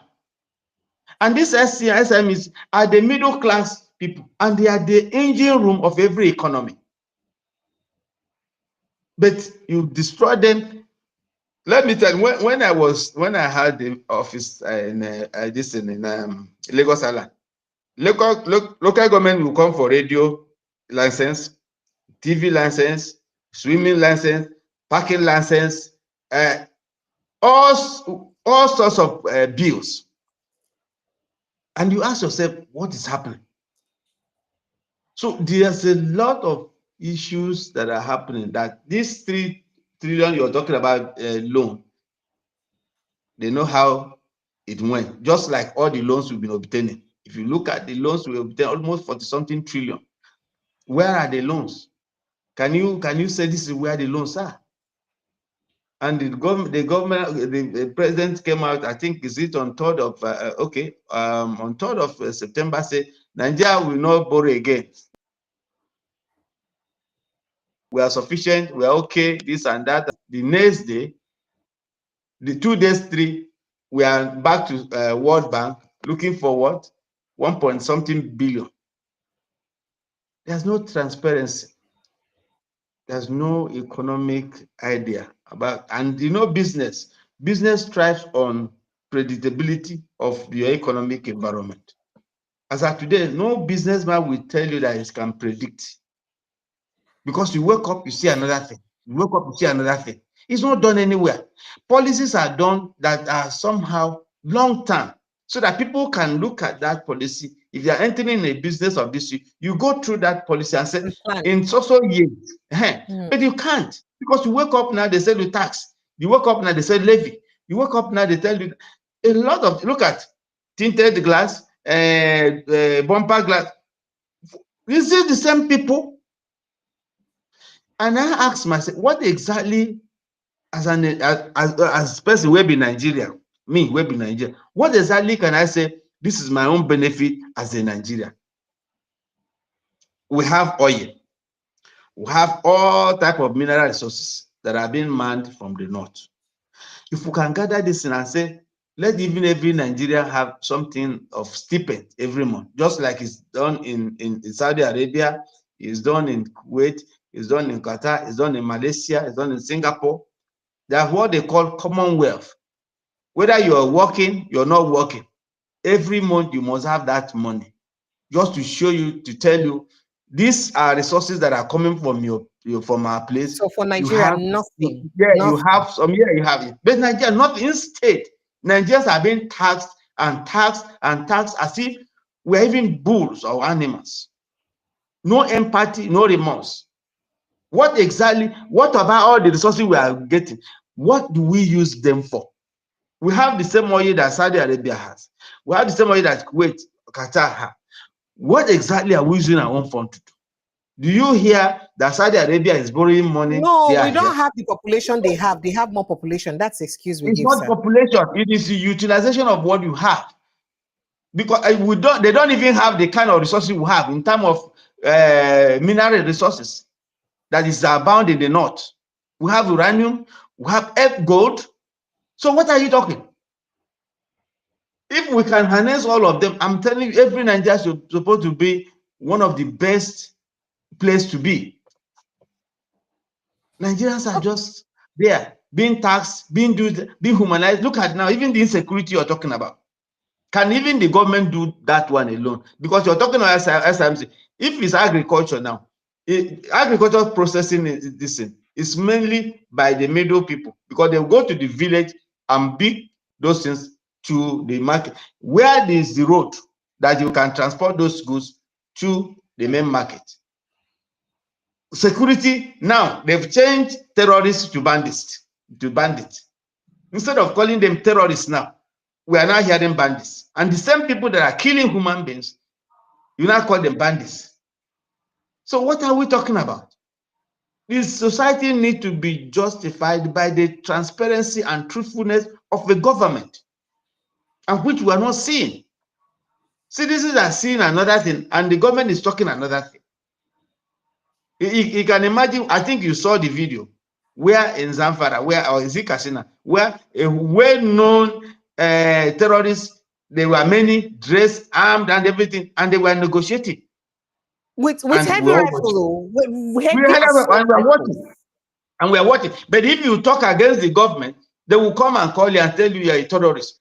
I was Because going to you come are to that so right now, because there is a case that I wanted to call your attention to. I mean, Chidi okay. Odinkalo, a human rights lawyer, Chidi Odinkalo, don't complain Yeah. about waiting in court trumped up charges where be say Hope Uzodinma, your brother governor, bring against a particular barrister Chinedu Agwe, be former NBA secretary, former secretary of the NBA for Owerri branch, by the Imo State governor, and bring him up. Now, in his Twitter handle, he says, Odinkalo shared the charges sheet filed against Ago, who is currently undergoing or standing trial before a magistrate court in Owerri. Now, he said this is the reason the police in Owerri are doing disinformation on the abduction of, he quoted the man, they are ashamed to publish the reason for which they abducted him. Make I just post and whether you go see the reason, because say myself, as I don't know whether my mouth go feed they talk everything with my IDC. Now this is the charges. If you guys can read it very closely, this not the charges. We be say them give then summer for the person head, And Chidi Odinkalo don't complain about the thing. It can't be like say to talk for Nigeria, na crime. He said, so I am helping them to publish the charges. They have invented the instigation of in the charges sheet signed by barrister F.E. Utua. This charges sheet, Utua and I sign them, will be officer in charge of the legal prosecution unit at the Imo State Police Command Headquarters. Agu is accused of publishing Facebook posts critical of Governor Uzodinma's administration and the police. That's all he did. Now, waiting the pump charge sheets. You see, I'm there. Now, count one said or stated that you, Chinedu Ago M, that is male, on the 30th of August 2025 and 31st day of August 2025 at Onitsha Road, Owerri, in the Owerri Magistrate District, did use your official Facebook page to send out messages or message posts such as one, the courts are closed and injustice has been kidnapped, not by bandits in the bush, but by a bandit governor. That is the post the guy make. Say, why you go make that post? 2, this is not government. This is tyranny trapped in sinking bureaucracy, which such messages to be false, but posted them for the purpose of inciting members of the public. If they say this not be government, this not tyranny, and then they can't arrest them because of I'm not vexed. Waiting they call that grammar. Now tyranny again, now it can't be. If person say this not tyranny, then they can't arrest you because of that post. Then waiting it be? Not tyranny can't be. What did that practice or exercise on you? You just said it now. It's funny, but I like you to jumping on this because this is not just the case. So there were also a group of young men who posted something about a finding in the Nigerian Meteorological Agency, and they've been also questioned and arrested. So I mean, this is like a trend in government, not be just from this administration. Like if you talk anything bad about government, you'll be held, or governors, or depending on the person. As long as the person there for power, you dare not speak ill about them. You'll be held. So where the democracy day? I don't even want to talk about free speech or freedom of speech. Where the democracy day? Make I let you talk, sir. Yeah, well, we started with it as if I'm a prophet. I told you that democracy strives where there's freedom of expression, freedom of association. But you have just noticed that we are already, there's a word I want to use, we're already entrapped, in this so-called Nigerian democracy. We're not more practicing democracy. I think we're just trying to use the name, nomenclature of democracy, but definitely in practice, it is zero. Let me give you an idea. During the reign of, because that's the only person I can talk about, during the reign of Yaradua, all those people who were in conflict with the state there was a truce, there was peace. And he was sincere to say, even the process that brought me to leadership has It's faults. corrupt. Yes. And That's the first them. president that is admitting that. And perhaps He the made only them. elected officer we don't admit, say that process they bad.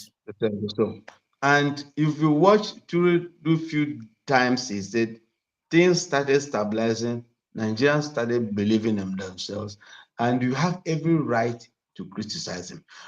Even when people knew he was sick, but he has not gone, people lambasted him that is a sick. Of course, don't forget that even former President Buhari said that the man is sick, he should resign. Nobody was arrested. A lot of things happened during President Goodluck Jonathan.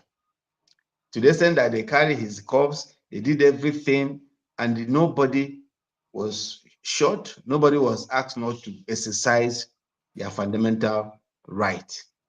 This is democracy. But now, I'm telling you, some of us that are still on the other side, we are just on the edge. Because me, like I used to tell somebody, I said, me, I'm always wearing boxer. He said, why? I said, because I don't know when I will be picked. So that I don't go there without a boxer. So, so it's because we are already in it. We're already in it. Let me tell you what, anytime I'm going to Imo State, my blood pressure goes up. It goes up because one, I don't know what they're going to see. Because sometimes the police you see on their vehicle look so deadly because you cannot even see their faces, cannot see. They look somehow that you are even afraid. So how will a policeman arrest you? You don't even see the face of the policeman. And the way they do, you will say, is this a country? Is it a state? There's no civility. Just at any time, if I go to Imo, I'm always praying. I say, God, please take me and bring me back. Because the kind of people, the kind of policing you see there is like a jungle. And somebody is saying, and fortunately for that post that the man made, I don't think he mentioned the name Hope Uzodinma. He just said the governor. Yes. So why should you feel that you are the one? Like they used to say, it's only a thief that always responds when he's called a thief. If your name is Precious, yes, sir. If somebody is somewhere and was shouting, Maduka, Maduka, Maduka, you will not turn because that's not your name. If person called Precious, definitely you will turn. So if somebody say governor is stealing, or he didn't mention your name, why do you think it's you? It's something like conscience. Did you do it? They said in Igbo proverb that when you start talking about grass cutter, that people will get smelling teeth, we start saying whether na them you dey talk to, because grass cutter teeth is always dirty. So when you are talking in the midst of people who get bad odor teeth and whatever, they will think na them you dey talk to. But if I'm not a thief, I'm not a rogue, I'm not anything, and somebody is talking about it, will not in any way touch me. I wouldn't even feel it. But just to tell you how much we have degraded, how much we have gone down the drain, and we're talking about democracy. Democracy during the election, I saw an election of, I hope, let me put it, I won't even look at the election of a governor. Let me put the election of governor. You see Amoka going places to places, picking, for election. And the worst part, which is so painful to me, that the institutions that the Nigerians are paying for to protect them is now protecting their oppressors instead of them. Nigerians have become victims of their taxpayer institutions. Those people, they are paying to protect them. Now, how do we balance it? Now, you go to a court.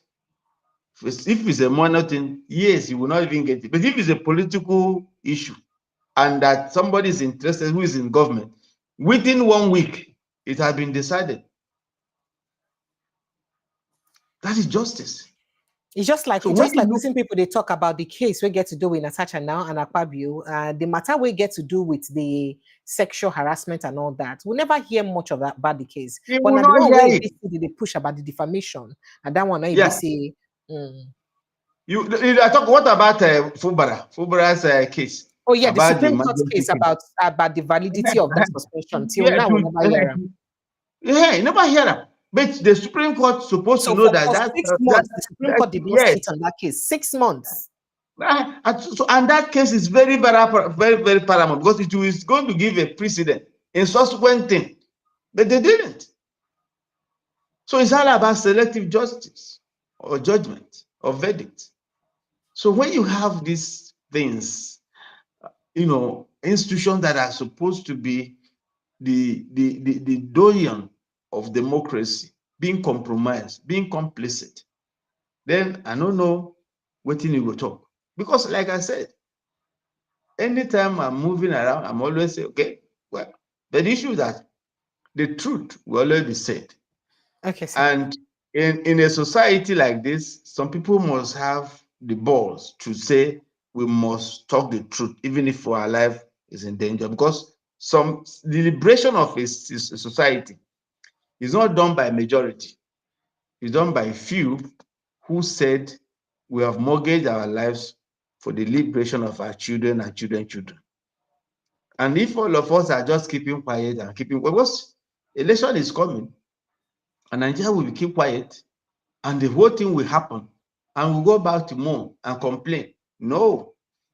That's why I'm always advocating in 2027. I've been writing a lot about it, trying to give people what the National Orientation Agency is supposed to be doing. Most of us are the ones doing it, trying to sensitize Nigerians. Look, your vote matters. Yes. Even if you think, oh, when we do it, it doesn't matter, just do your own civic responsibility. Leave the other one. Because who knows? A Messiah may just come and say things must work. All right, sir. But I'd like to ask a question. Talking about 2027 election, now where you don't mention them, why do you think it rattles the APC when the ADC says that they can do their presidential candidates can do 1 term? Why you think say they make APC vex? Because APC don't they talk and now say ADC just the whine when they say they could do only 1 term. Say they're single term talk, say na wash.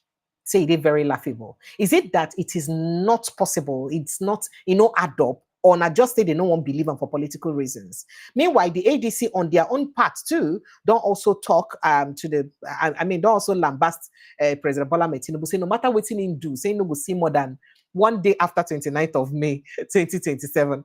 So why do you think that first one tenor thing they rattle the opposition? Because now they don't carry that matter for head since. Very quickly, sir, so that we go. I just, if you can give me a short response, make I just ask you one more question about Donald Trump and I'll let you go.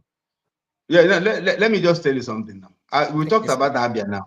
Do you need to have you heard Labour Party talking about 2nd term or 3rd term? No. It is the work that matters. If the president is doing right, I'm telling you, nobody will tell him to leave. Nobody, But because people are seeing a lot of loopholes, so they have to talk. And for those people who are saying it's not feasible, let them not believe that Nigerians will always be docile all through their lifetime. Nigerians are getting wiser, and it may not be as it is in 2023. And I'm just telling you that it may not be, because this suffering is no more about party. It's not more APC, it's not more PDP, it's not AD. Everybody is in it. So if you think it's because you are APC, you are thinking that suffering will not affect you, my dear, you're just in another world. We're all going through the same market, the same process, everything. So let's see, because in history is always evolving. And history is something that sometimes evolves to the extent that is unpredictable. So we won't say that what APC is saying is wrong or what ADC is saying is wrong. It is on the D-Day that the verdict will show. And then we will go back to history and say, it was said, and it was said. So that's what I would just say on that. All right. So very quickly, I mean, the UNGA, the ongoing United Nations General Assembly, where they go on, where our vice president, by the way, did there. I don't want to talk some gossip, so I don't hear about that. Let's just leave it aside. But let's speak to the president of the United States. And in comment, first of all, it started with him trying to access the elevator to the conference. When it said the elevator, the excavator, no the function. And then impromptu no function. And Donald Trump, people were praying should not speak off script, because if he does, you know what to expect. And then that happened. And because his prompter was bad. And then, you know, I don't want to talk about perhaps a little bit of what you think about those with the sponsor war, the fact they blame China, India, and all that for Russian-Ukraine war, because now then they buy Russian oil and all of this. But more specifically, the way Ibi say, the manner at which he speak to United Nations and then African leaders, a lot of us feel offended. Is it that is out of disrespect, or truly because of say he believes indeed what did they call them, climate change na scam? Make a quickly just play short clip of that video. Everything with, you know, the short clip of what's transfer, make it just for context. Very much appreciated.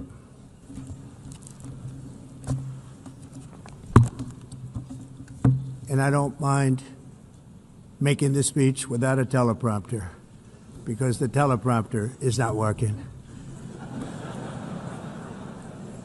I feel very happy to be up here with you nevertheless, and that way you speak more from the heart.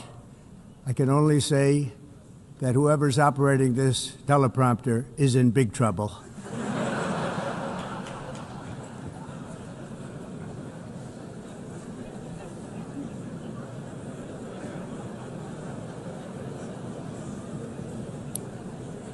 And I did it in just 7 months. It's never happened before. There's never been anything like that. I'm very honored to have done it. It's too bad that I had to do these things instead of the United Nations doing them. And sadly, in all cases, the United Nations did not even try to help in any of them. I ended 7 wars, dealt with the leaders of each and every one of these countries, and never even received a phone call from the United Nations offering to help in finalizing the deal. All I got from the United Nations was an escalator that on the way up stopped right in the middle. If the First Lady wasn't in great shape, she would have fallen, but she's in great shape.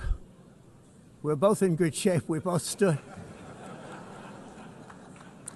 And then a teleprompter that didn't work.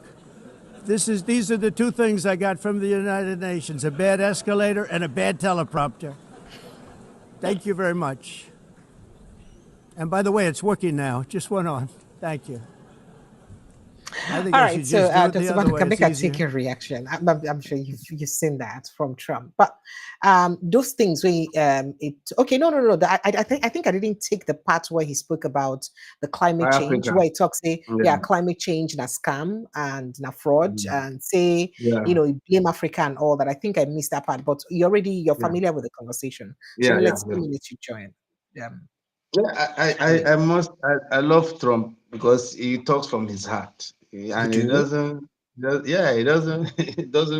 give a any a hoot about his thoughts. He will say it and spill it, even if it's as raw as it is. So that and I like him for owning up that there was a problem even in the UN building. Some people will have covered it, but he said it as it is, so that next time, that's why I like something like this. Next time, this thing will not happen again because it's already been mentioned. But some leader will cover it up and say, we won't talk it because in the US. No, he said it so that precautionarily in the future, they must deliberately ensure that everything works perfectly well. That is it on that one. Okay, sir. All right. So Okay, all right, go ahead, sir. In Africa, and let me tell you, I love what you said about respect. You first of all give yourself respect before others respect you. Africa has never respected them, especially the leaders. They've never respected themselves. They feel like everything about them must be crafted in foreign whatever it is. Africa want to get a democracy. They go abroad and pick the abroad. Africa want to print their currency. They go abroad and print their currency. If they want to print their passport, they go abroad and print their passport.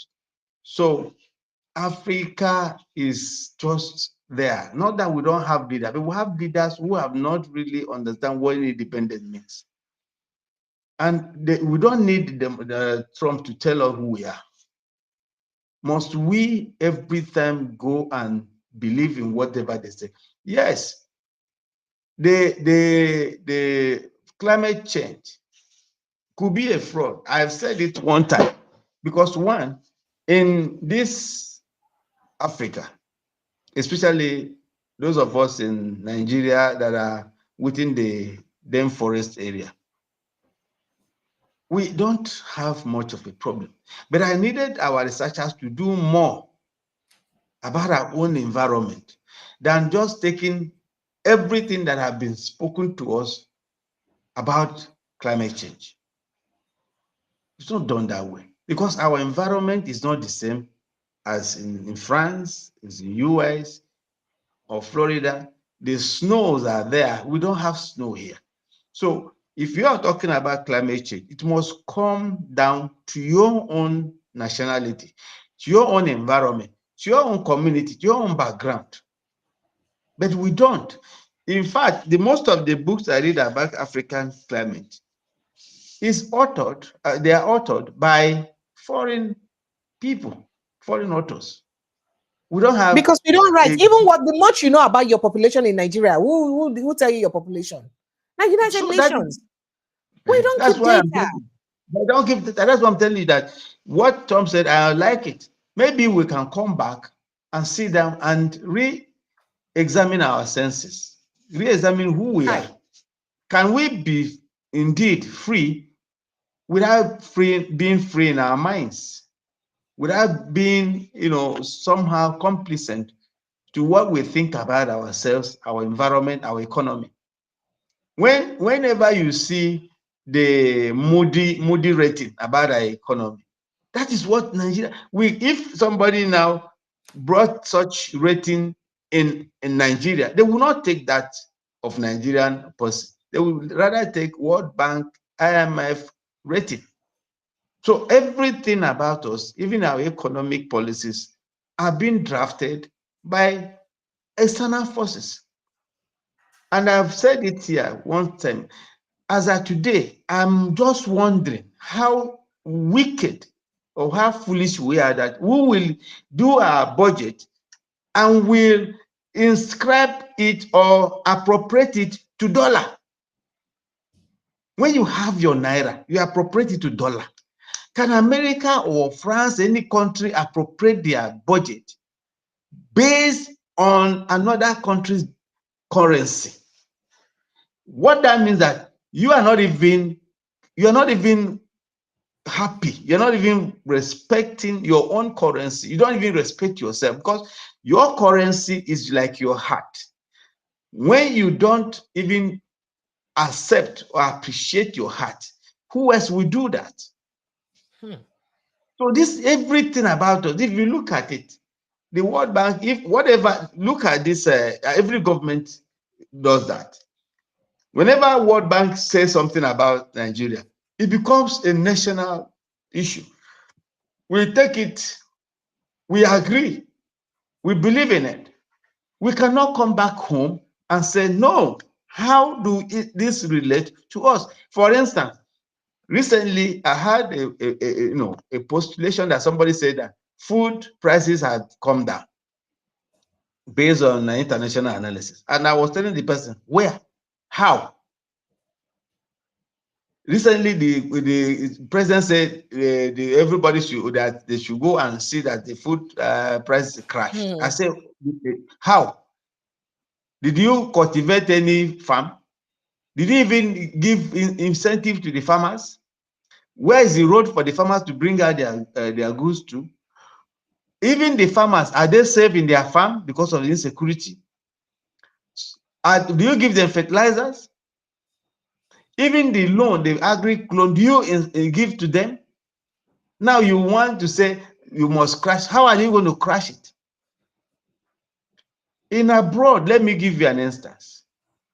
The government is very monitoring every farmer. They tap from every farmer's output. They can control the price by going to give incentive to the farmers. So that's how they That is how it's subsidize done. agricultural produce. Yes.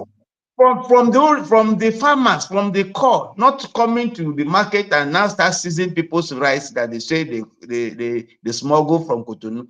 Meanwhile, the Cotonou they smuggled, you have all manners of security agencies. And they let it in.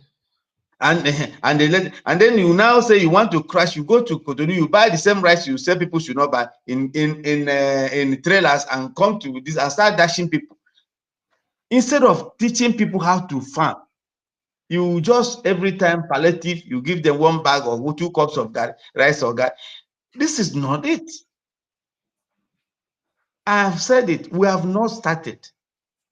We need a national orientation and we need a national economic strategy that is more of long term than short term. If we want to do long term, we should be able to know in each locality how many farmers do you have. Are they in cooperative? Are they in cluster? How do local government help? In fact, local government should be empowered more instead of the federal. Local government should be in charge of the farming so that they are closer to the farmers. The same local government that the state governors no go allow me they exist or made them. But that one, this is my advocacy. And then the security situation must be checked. And then the road networks. These are the things that we need. So like you said, I am happy that if somebody is telling us that our mouth is dirty because we don't know that when you didn't brush in the morning, your mouth will be dirty.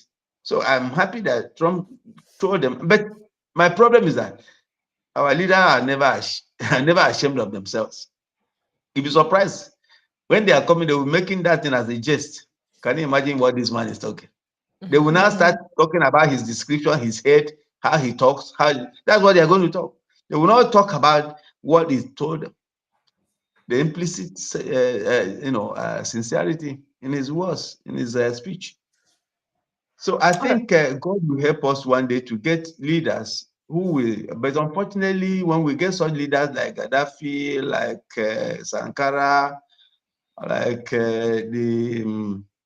most of them, Ghana, what's the name? All of them, So when we get such leaders, they will equally be the architect to see that those leaders, never lived. So we have a long way to go. Africa must be free. They must be independent from not only about their geographical areas. They must be independent in their minds. They must be independent in whatever they do, whatever it is. Independent means that you must carve an niche for yourself, for your generations. For now, we are still in bondage. Thank you so much. Everything about us is all about inferiority complex.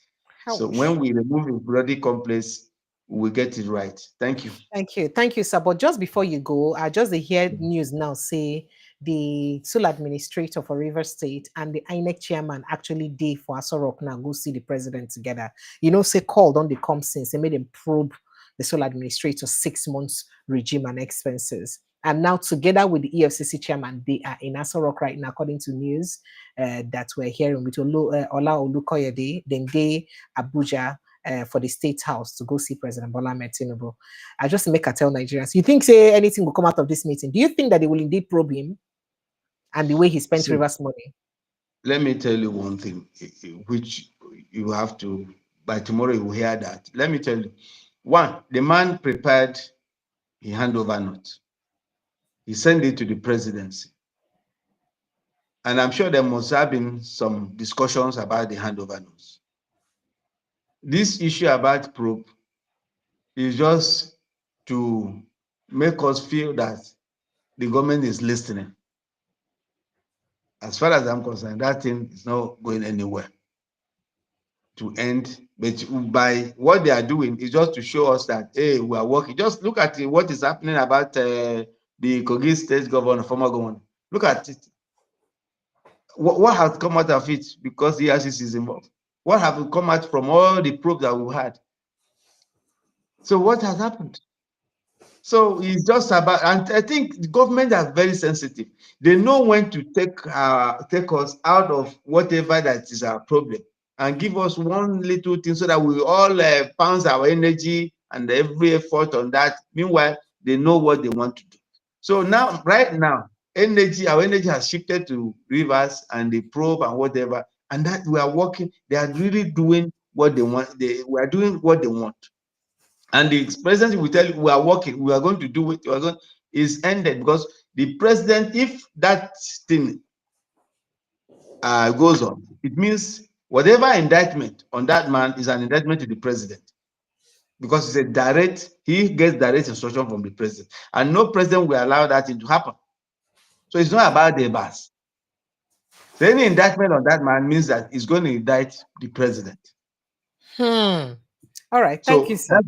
That's why I'm telling you, not going to go anywhere. They are just going there to tell, look, hey, my friend, just relax, take it easy, this and that, and that's it. All right, thank you so much, Dr. Maduka. I appreciate you big time. Sorry, I've taken you, a bit longer than I agreed, but I appreciate you. Thank you so much. Wishing you all the best and hoping that you permit me to keep disturbing you till after 2027. Make I just disturb you. Thank you so much. Maybe that time we will have a full-fledged television station. Studio, right? I can't wait. I'm working on that, and I need all the support to get that. And don't worry, I will not forget these days of little beginning when that happens eventually. Because we're looking forward to blowing this up and as much as we can. Thank you so much. I appreciate you, sir. Thank you, sir. You're welcome. Thank you. I beg regards to every of our friends perhaps there. I know, so they go ask a lot of questions, but I say make I release you first before they come in. They go won't come ask a question, or maybe you go rest. You don't do 2 hours. No be full day duty you day for us. I beg, no vex. They leave you, you go rest. Thank you so much. All the best. You. I appreciate. Thank you. Okay, now take care of yourself. All the best. Bye. Bye, sir. Bye. All right, Nigerians, time to take your thoughts and reactions on the conversations we've had tonight. Phone lines are opened. Let's begin to pick your mind on the conversation we don't get tonight. Okay, so I will put up in fact, I don't already put up the the link for you to join me for inside the comment session. So kindly check for the pinned post and you will fit follow us straight. Enter inside the studio or you call the WhatsApp number where they attach to that pin post. That's 0817 029 4077. Just call the WhatsApp number so you can be part of the conversation. 0817 029 4077. 0817 029 4077. And the number to call so that you go be part of the conversation. Feel free to chime in on all the things we've talked about today. Let's see if I've got someone in my backyard. Is it still White Danjuma? Not me, Precious. How are you? White Danjuma, fine, thank you. Good evening and welcome, sir. Good evening. If you like, you are smiling. If you like, say you don't settle with your village people. I never tell you waiting they do me. Do you know? I don't want to accuse anybody in particular. Do you know that a group of persons perhaps saw the show? The show we did on Sunday with Chilaka. It was quite lovely. It was, you know how interesting that show was. Well, some people who are not lovers of good stories or conversation went to report it to YouTube and they pulled it down. And after that, there was a phishing attack on my platform yesterday. The same method I came on air yesterday is the same method. If you notice, I didn't put up my link today because I didn't put up my link on time. Nothing happened. Are you not noticing it? I don't know what it's again. Just more ordinary me. And me, where they bring evidence, madam, evidence, everything where they talk, get evidence to write. Nothing. I make sure I don't say things without evidence. And this is happening. It's so crazy and so disappointing that, we are living in this kind of world. I don't even know what to say. I felt very distraught yesterday. I almost felt discouraged to continue with this. I feel like not be saying that the money, waiting they keep me here, sef, not just the passion to the talk, because I'm waiting I did do since. So what am I even gaining here that I'm going to go through a lot of emotional stress to? You are gaining a lot. You are gaining a lot. They Gaining don't. gaining They hear insult. you all over the Insult really world. insults me. They hear Gaining you. They hear you all over the world. It was And crazy, honestly. I think the Mm. problem, you say they hit some people hard. So But I Nigerians, they don't. like to. I barely do now. I'm as calm as a dove. Now. You don't You have to agree? be like Natasha. You have to Ah, be. You I don't have get strength to. I you don't have get to energy. you have to send some people blind and maybe they use walking stick. They work. See why Tell them that to do leave now. you alone, See no, where your because mind go. See where your mind go. the women are waking up. Oh, they don't they take Nigerian women they play again. No, so anybody where they do that one, make Unfortunately, I'm it. not even someone. I can't be cowed. I can't be pushed. It's very unfortunate, but They know it's sabi. just that That when you know you're not doing something for a particular cause and then you're being discouraged, it can be very overwhelming. But it's okay. So I like to apologize to you guys for yesterday. I've never had that kind of experience before. I it's don't know what to do about it. Please. na part of it now. Na part of it now. Not to show you say you don't dey arrive. Nah, Thank that's the you. meaning. Thank you for your So understanding. Thank you, sir. uh, well, no problem. Nothing spoil. Go Nothing ahead. spoil. Mm. Be like say then they don't give you some vodka. You refuse. You know, great take. That's why. I believe me, Joe. I need to talk. Yeah, this. Well, let me say thank you to your guest, Dr. Okay. Maduka, All and right. well done. You are trying. Don't be discouraged. Though. With the look, with the here. Thank you. This thing where you talk about the military formation, 152 um, um, battalion of the Nigerian Army for Banki, Borno State. Borno State. You carry that thing, and some people Yes. they And do you know para that say, no mainstream media don't carry them? some Now, people they these are para. part of the things. They para saying a lie. The people even said Yes, that it's fake and all that. But you know. I put a call across before I did that. But I tell you guys now, the ones who I not bring is screenshots. No, say perhaps I get a convincing evidence we make me carry them. Unless I No, don't go carry. Just like that weak case. The reason I did not carry weak case sickness and all that is because I tried to put a call across. I didn't get confirmation. I just told myself I'm not going to do it. And if you notice, I didn't carry it. So anyone I cannot confirm, I don't carry it. Even if other people carry them, because I'm not out here because I want to get all the views. No, I'm here to pass proper information. So I'm not go carry them. You've no, confirmed that it, right? pattern is Have you established. confirmed it? Have you not noticed what? I don't want to say something. I wanted to say, have you noticed what the Nigerian army is doing now? Because there's been lots of counter attack on insurgents now that has been deliberately put out in the news. Perhaps to calm down that story. And there was something by Sahara.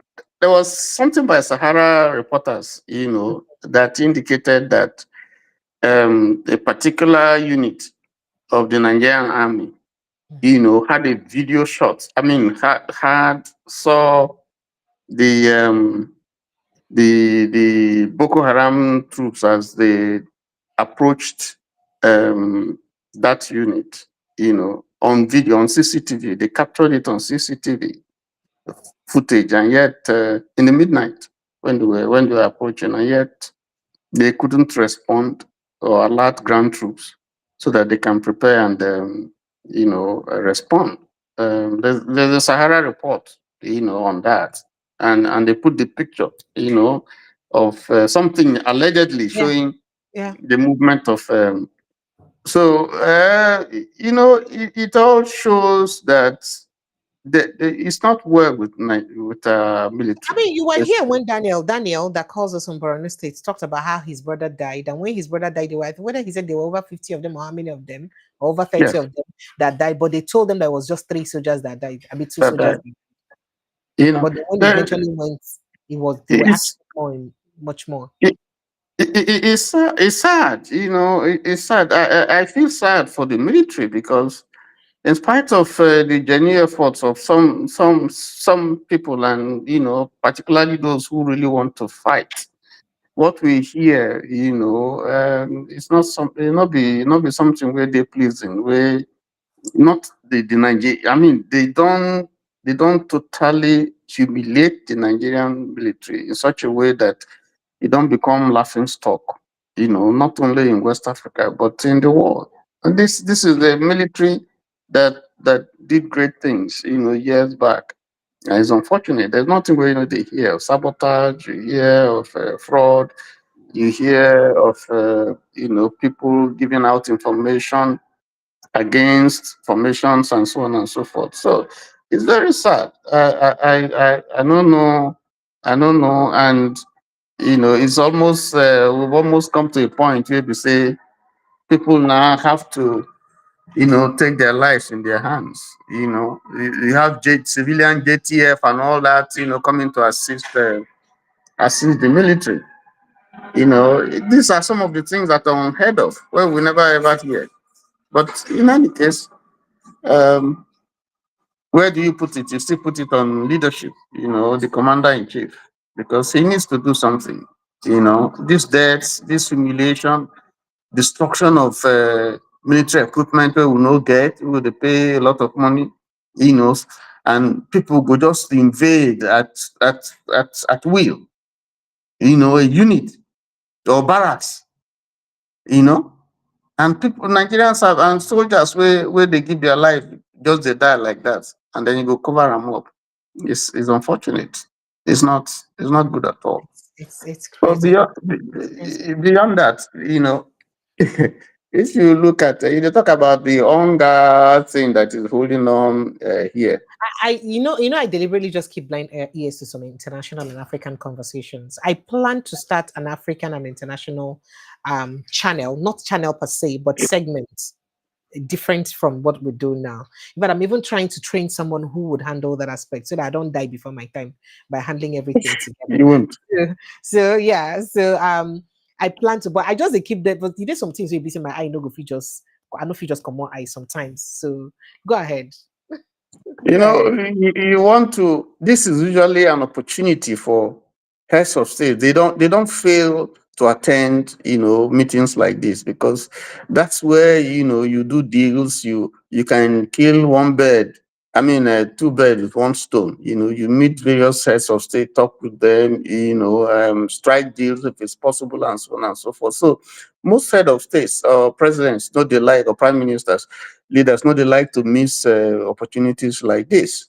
And for our president, where they like tourism, where they like to travel and so on and so forth. I wonder why, if you take the opportunity to come down here, it's leaving us with speculations that maybe good. Maybe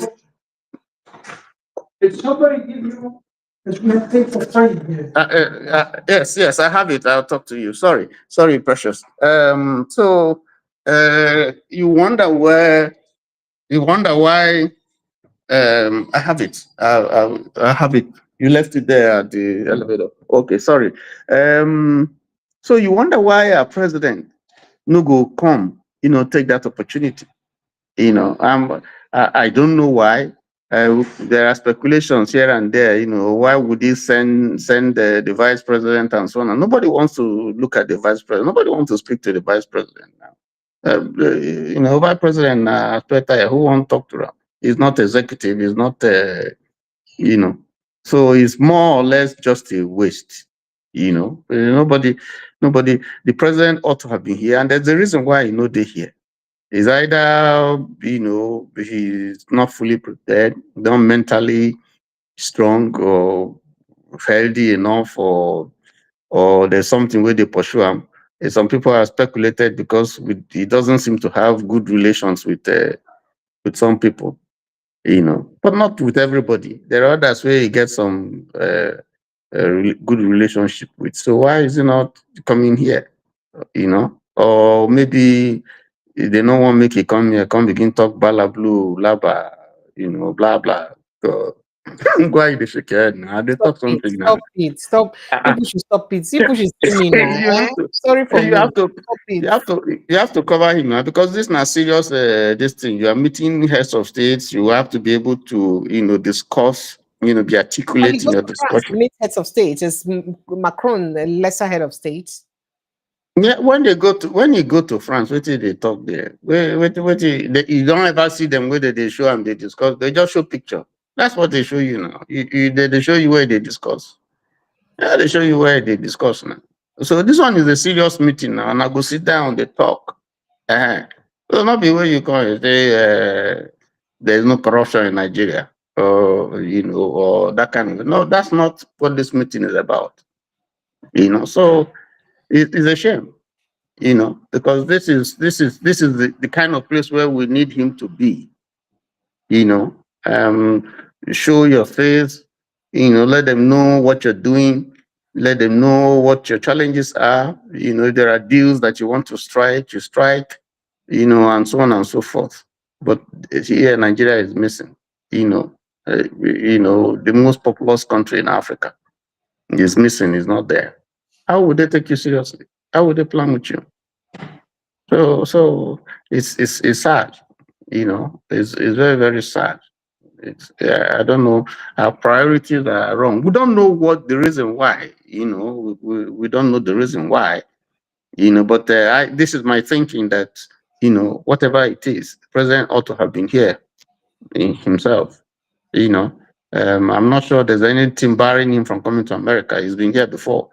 So, and then he as a president, I think he can go to the United Nations. Nobody will stop him. So our country is not really doing well. The policies and measures that we are taking, I don't think is one that is helping to put this country forward.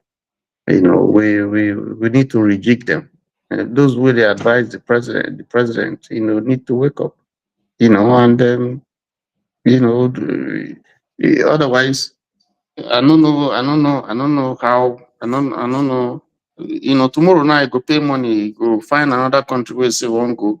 He go, but he would have done it here. You think say all of these things actually get any impact on how Nigerians they treated abroad? That's not the question why Semeka even ask. Or how Nigerians they perceived in any way. You see what the guest was saying. The doctor said something when he talks. Say when they see there is something that rubs off a nation when it has a leader that is capable, that is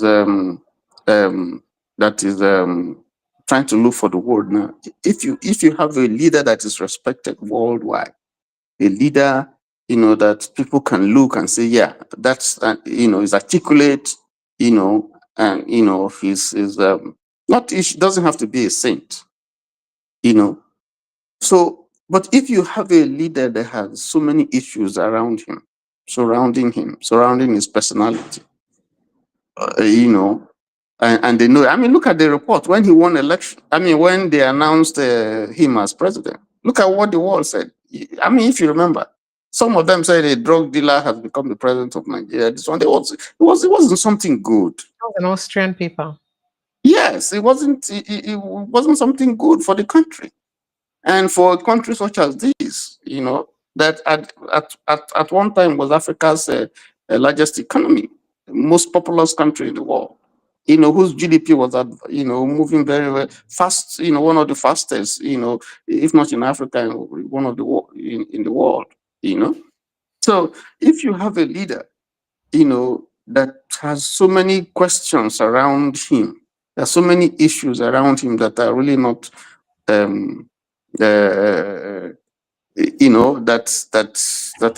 are not salutary, So that's how they see the people.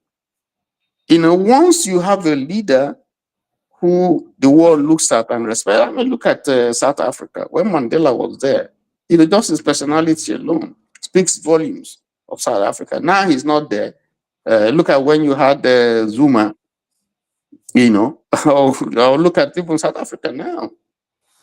Or even if you look at the opposition, supposing this guy, the opposition leader, becomes president tomorrow in South Africa, I mean, you see the perception of the world because of the way he's radical, the kind of things that he says.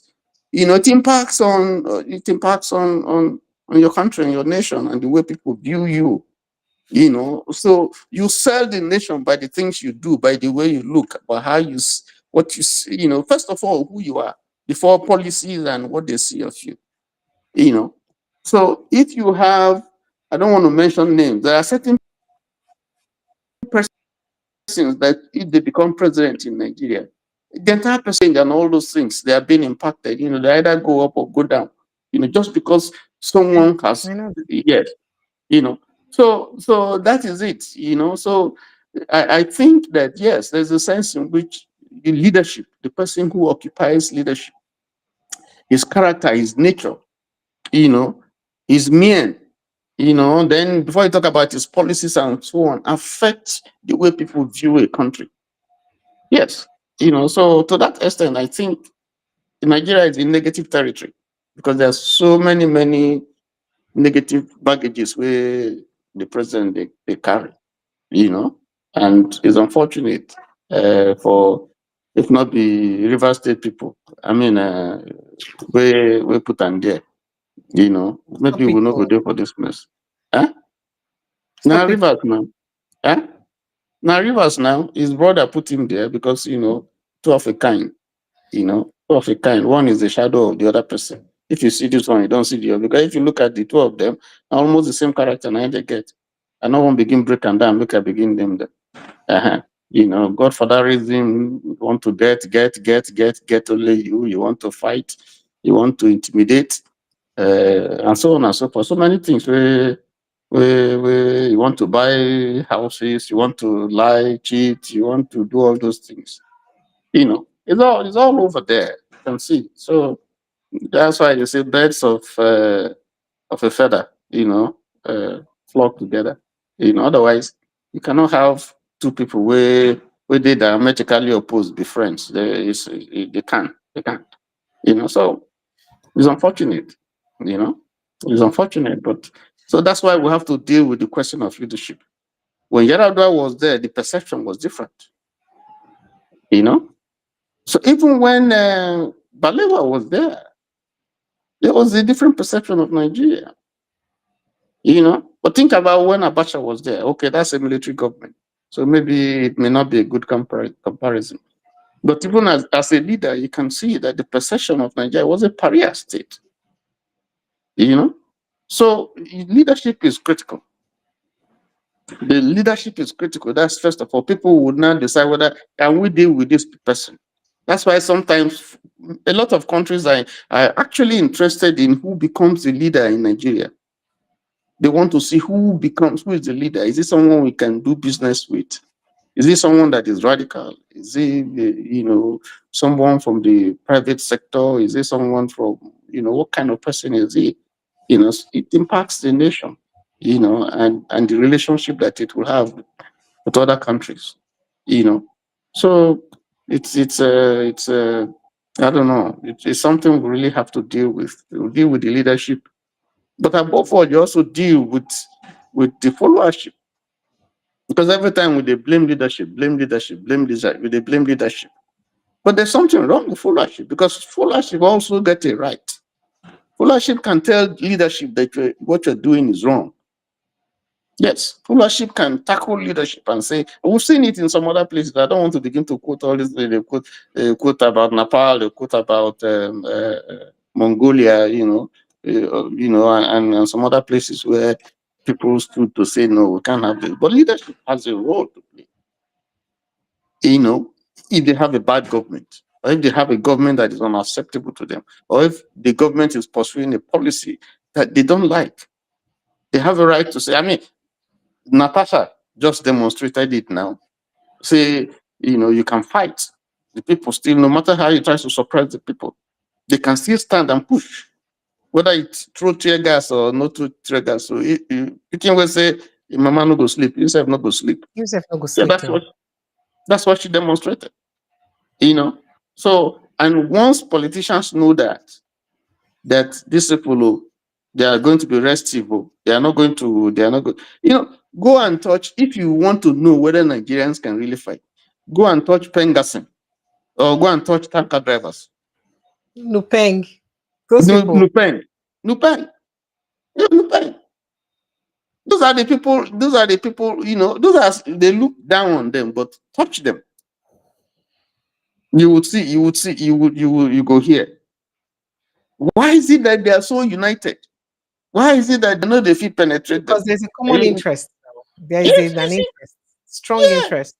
Yeah, strong interest. So Nigerians must learn. They must learn all those things. That this thing with this hunger, it touch everybody. Even with the rich man, it touch them.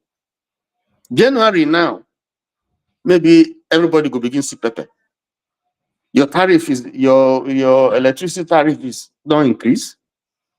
Your if you are an importer, you pay through the nose. Your bank interest here and there, you go pay. Taxes are all increasing, your rent, fuel, so we're happy, we're glorying that we don't make money from non-oil projection for non-oil. We're happy. But what you are doing is almost emasculating the people through your policies. Do you tax people when they're hungry, when they work, when they don't die? Do you tax them? I've been worried about that, really. I wanted to actually ask that. I mean, while we're happy about the fact that we've increased revenue generation, at whose expense? And how that revenue generation will we increase now go use better the lives of Nigerians? Of the people. How has it impacted in the lives of the immediate Nigerians? That's not a politician, the ordinary Nigerian. How? Yes, that's a critical question to ask. That's a valid question. How? You they tax them. The people they die, they scream, they shout. Now here, if it's here, there are interventions. Government know they take and play because they know what thing these people go do if they go on the street. So they don't want them to go on the streets. They don't want them to go on the street. Do you think they give two hoots about you going on the streets here? Do they know? Who are you? They don't even care when they tell you, say, I can buy you, nothing will happen. Like go and call the IG. They don't care. They value cows and all those things more than human beings. Life is, unfortunately, life is really nothing here. It's sad. But over here, even the life of one person. Look at cake where somebody go by. Look at the outcry. Even though some people they're against them, but there are people still stand and say, no, this is not the way, this is not how to go about it. People should. There's a level of freedom that you have to express your opinion, guaranteed by the Constitution. And so if somebody does anything, overshoot that this thing, there are constitutional provisions to deal with it, not to buy somebody. Okay, but in Nigeria, I mean, it's you talk, you trouble, you say the truth, trouble. That, and then we say we're emulating. We're not emulating all these developed countries in any way. We're not. Well, because we're not doing the thing that they do. If we do the thing that we do, our country will be better. Thank you. Thank you so much. Thank you. Good night, Joe. Thank you so much. Enjoy the rest of the evening. Bye, sir. All right. Okay, let's see. Mr. Edwin, it's been a long time. How are you, sir? Yeah, You're looking better. You're looking better. Good evening. Thank you. How are you? I'm well. Well done, sir. Yeah, I've been listening. I've been listening to all the discussions, and I'm quite impressed. As usual, Precious. I just want to talk about Fubara. Your governor. Your newly meted. I'm not feeling well. Please don't drag me. Don't drag me. I beg. No, I don't. I just want to talk some more about the man now. Some people they castigate the man. Some people they blame man. Some people. To me, I only have one grudge against Fubara. where all along he has been my hero. You know, the very day Tinubu declared that state of emergency, if I were to be Fubara, I would have resigned. That was the day. I don't think you watched this show the day I said that. Did you watch the show the day? I think it was on Sunday or when. I can't remember. There was a day I said that. I said, why didn't he resign? Yeah, that's what I would have done. That is the only grudge I have against Fubara. Otherwise, as far as I'm concerned, they unnecessary. Yeah, in fact, it was just even way before that drama. At the moment, remember that 2 weeks into his administration, we heard that he traveled and told Wiki that threatened that he's tired, he cannot, that he was choking him too much. And they managed to settle that at that time. For me, as we settled down 2 months after, or even 1 year after, I forgot. Even before this drama got to this level. Exactly. I'll just cite one, even if it means lying to you people about a health reason that I cannot continue, I'll just go. Exactly. Yeah, there's nothing worth tainting your integrity for. I don't know. That's the part I feel angry. Yeah. Then the issue again, Precious, is this. Sir? You know, Fubara and Wiki. He was Wiki's accountant general for some years, if I'm correct. At least to me, he should have known from the outset when Wiki led him by the hand into government house. You understand me? He knew exactly what he was going into. As far as I'm concerned, to me, if I were to be him, being an accountant general of a governor, outgoing governor, I should have known to a large extent where the bodies were buried. And as an accountant, because I feel just disappointed in him that Wiki could just cage him to that extent. Although I wouldn't blame him. As an accountant, when all those dubious contracts and everything were going on, he should have had an inkling that, as soon as he knew that the man was going to make him governor, he should have been keeping very detailed information about certain things. That come what may, when Wiki pushes him to the wall, he too will fight back and say, look, to a large extent, these were the things that happened under your watch. You don't understand. There is a lot Precious. Let me land. Let me land. I'm coming. I don't say you don't tire. You won't come. You have been on that seat for a long time. It's okay. It's not about that. I'm just telling you that you don't understand why Fubara may not do those things you want him to do. It's no. You know what happened. What I'm trying to say is that initially you won't use it against him. Nothing. But like what TY said, best of the same feather flock together. What happens was that at a time, I remember Wiki was hiding Fubara in government house. He hid him there for some days when the FCC was looking for him. I remember too well. So those ones should have given him an insight into what was likely to play out. So you need at least to make sure on a very, very bad terms, you will have things to fight on. But he seems not to have done that from what I'm seeing. Although, largely, Fubara fought Wiki to a standstill. What happened was that when people blaming, when you are in a lawless society, under Buhari, Wiki would have been caged by Fubara. As a matter of fact, if we even look at it practically, not just technically, you will know, say Fubara actually won the war but for the intervention of the president. Of the Supreme Court. Not just the Supreme Court, even president, without that state of emergency. Exactly. You know why? You know why? Because at that time they had said they were trying to impeach him, and they have made the move, and they were going to wait for the chief judge, whom Fubara already had on his side, to appoint the 7-man panel. And at that time, I heard, though, according to them, say they tried everything possible to get hold of the chief judge by hook or crook. But I heard at some point, I think Fubara even hit the chief judge away from their site. So as long as the chief judge cannot be swayed to them, that's why they started talking about the way they appointed chief judge and all that, his appointment, his records, that he did they started looking for something to bring the chief judge down with. You understand? So if I remember that, yes, because with the chief judge on Fubara's side, it was going to be hard. And the worst part would have been that once the chief judge appoints a 7-man panel and they are unable to impeach him, they can't impeach him anymore. Yes. You know what So you would have really won came? that case.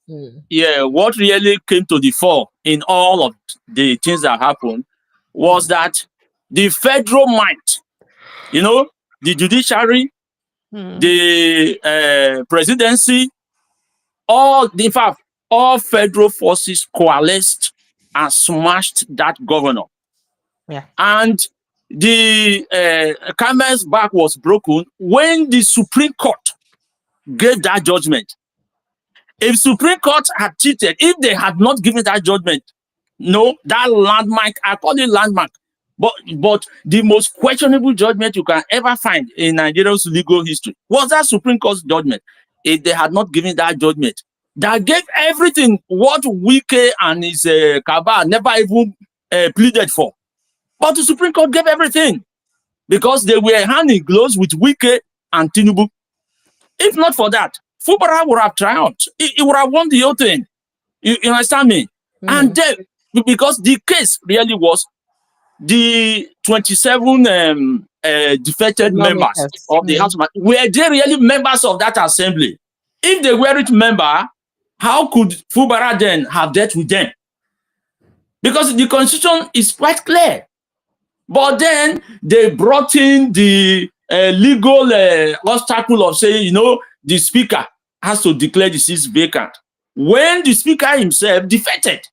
In that circumstance, if the speaker defects, who is going to then declare seats of members vacant?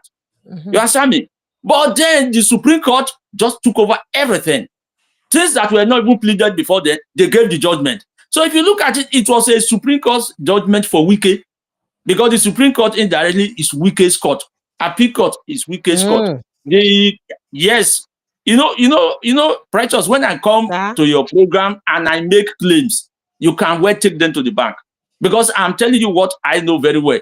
Wiki, when Wiki started buying up the judiciary in Nigeria was when he was governor of Rivers State. Maybe you want me to repeat what I said earlier. That was when he started buying the judiciary. You know, he had a fallout with Buhari when Buhari attempted to, I think, arrest some high court judges in Port Harcourt. You know, one night when Wiki drove from government house with his security apparatus to form a barricade in all the residences of those judges. Have you forgotten? Yes. No, yes, that because was when I remember now. Immediately, what's his name? Buhari got into government. The judges were his targets. That's why he took down Onoe, and then remember the attack on judges. The Gestapo style of operation on but it was based on security report that Buhari had. Only that he acted in a way that was not in tandem with what should have heard under democracy. At least it should have at least gone to the National Judicial Council first, seek their intervention in all those, provide evidence and everything. But it didn't. It just went the Gestapo style, just arrest them. That was what I didn't like.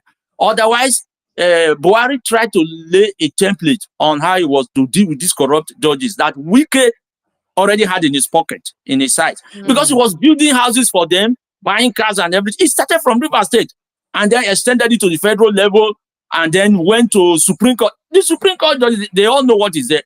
If, like as I always say, if they really had God in their thinking, their conscience, all of them, they wouldn't give that kind of judgment, because they knew very well that that judgment they gave was handing Fubara to Wiki to be slaughtered politically. That was what I saw there.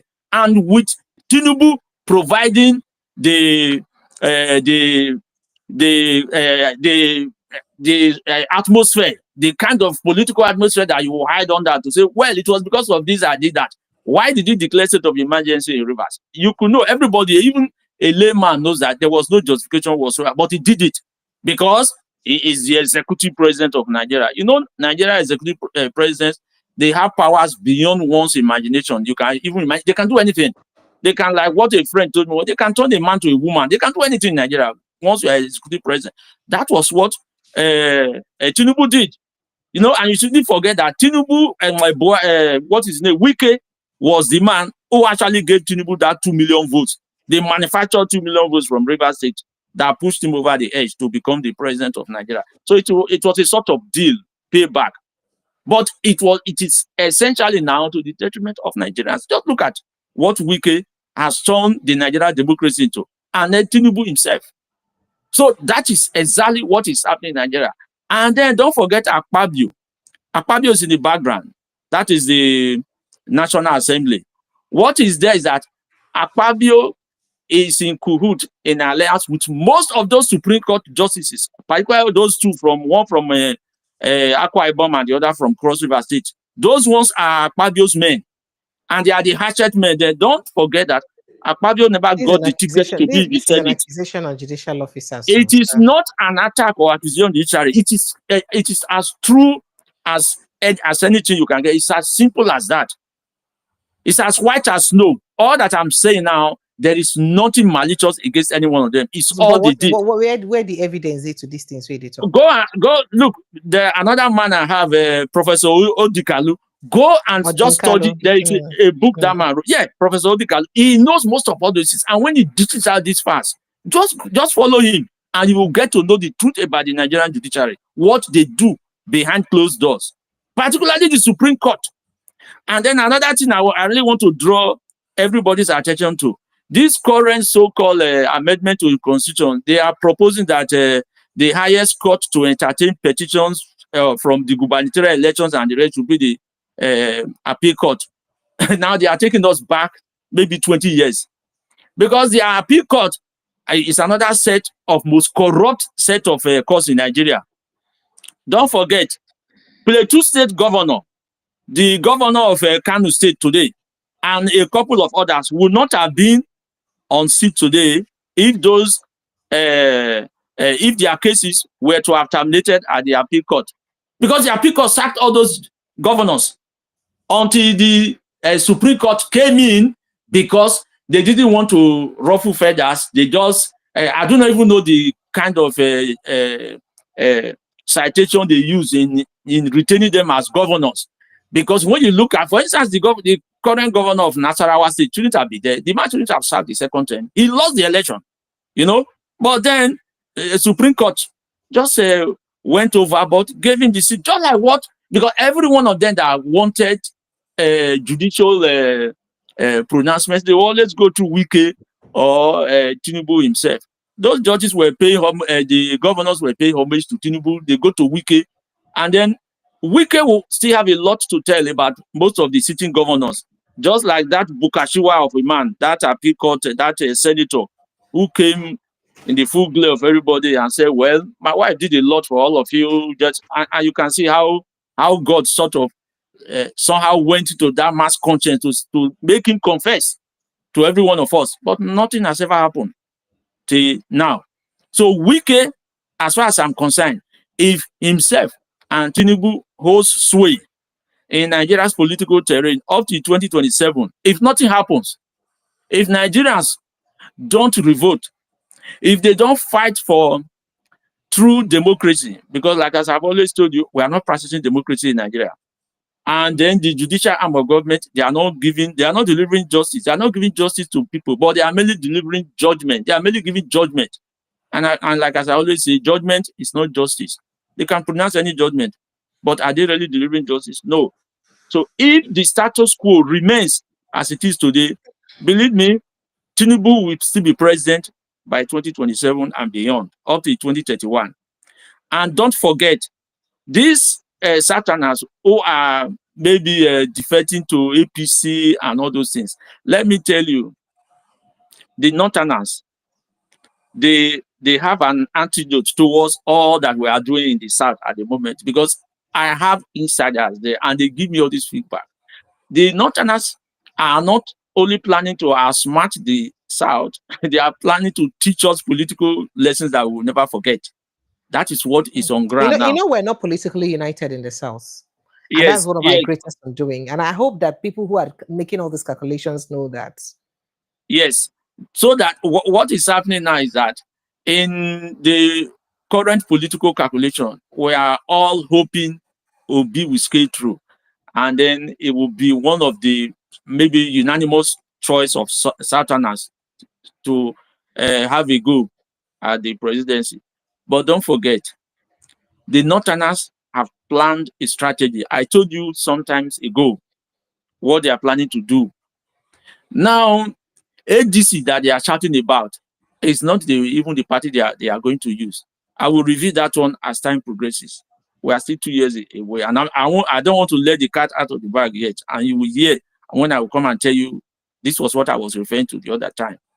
They are just mainly, it's a small screen to divert attention from APC, how do I call them, APC hatchet men and women, you know, those doing Tinubu's plans, carrying out his plans and the rest, and then the security agencies, the EFCC, all these bodies that are there, that are being used to politically shunt opponents and the rest.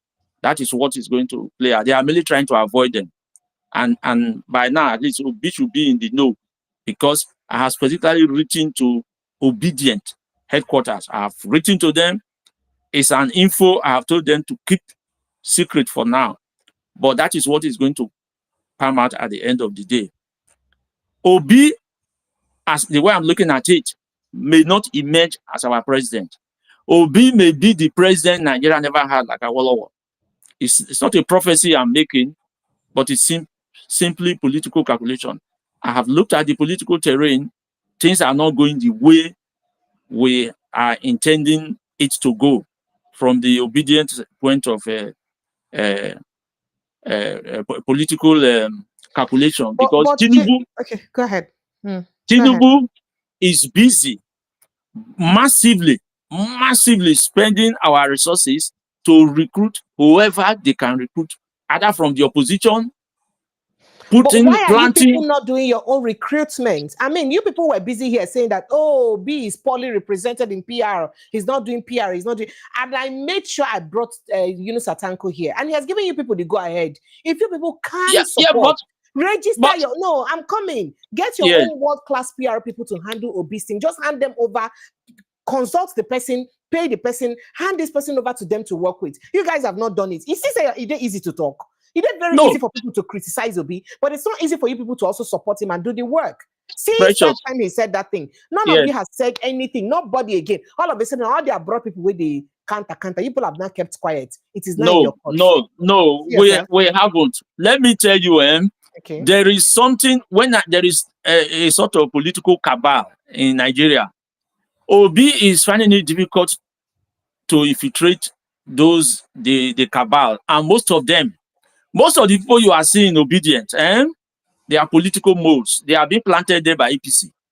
And it is very, very difficult for you to divulge some sort of very sensitive information to who you don't even know personally, apart from being seen, apart from interaction on Zoom and all those kind of something.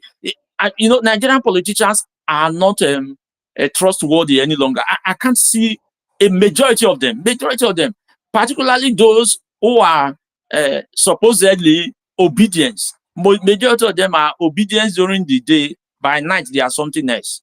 They are just honestly. So it's difficult to really trust who is who. And it is not easy to directly get in touch. You not do politics. No. That is from my own perspective. Yeah, in the diaspora. And Obi is not the kind of person you can easily reach directly. It's not. Some of us can't reach him. Obi is actually one of the easiest person to reach. And I can assure you that. No, it's not for you. You guys are also not ready. You're not putting yourselves together. I think the greatest disadvantage or undoing you people have as obedience is the fact that you people are not very united. That's the problem you have. No, you're not. Precious. I said you're not. I'm telling you. Because you don't know why. Example. No, I mean, Laura came here. She said all that she said, and it was good point. I went out of the way to even try to reach. I don't have to do that for you people because I don't have interest. I'm a participant, not your member. But I did what I could to ensure that, okay, let me bring the people that be to here so that you talk to them directly. And you did. And they have given you the go-ahead. Do the job. You guys haven't done it. Precious. He's managing PR. He's politics. You don't know that you don't know that in PR you don't wink at the dark. You don't know you don't wink at the dark. Yes, Precious, listen, listen. Anything, Joe. You know when Chanko, who ate money and who didn't eat money, as if APC who are not and done. Listen, when Chanko came, there were suggestions I made. A particular one with reference He to the call accepted all note. the suggestions. There was nothing you people said that he did not honor here, Oga. So you cannot refute this one. I was the one who championed that interview. There was nothing you said he did not honor.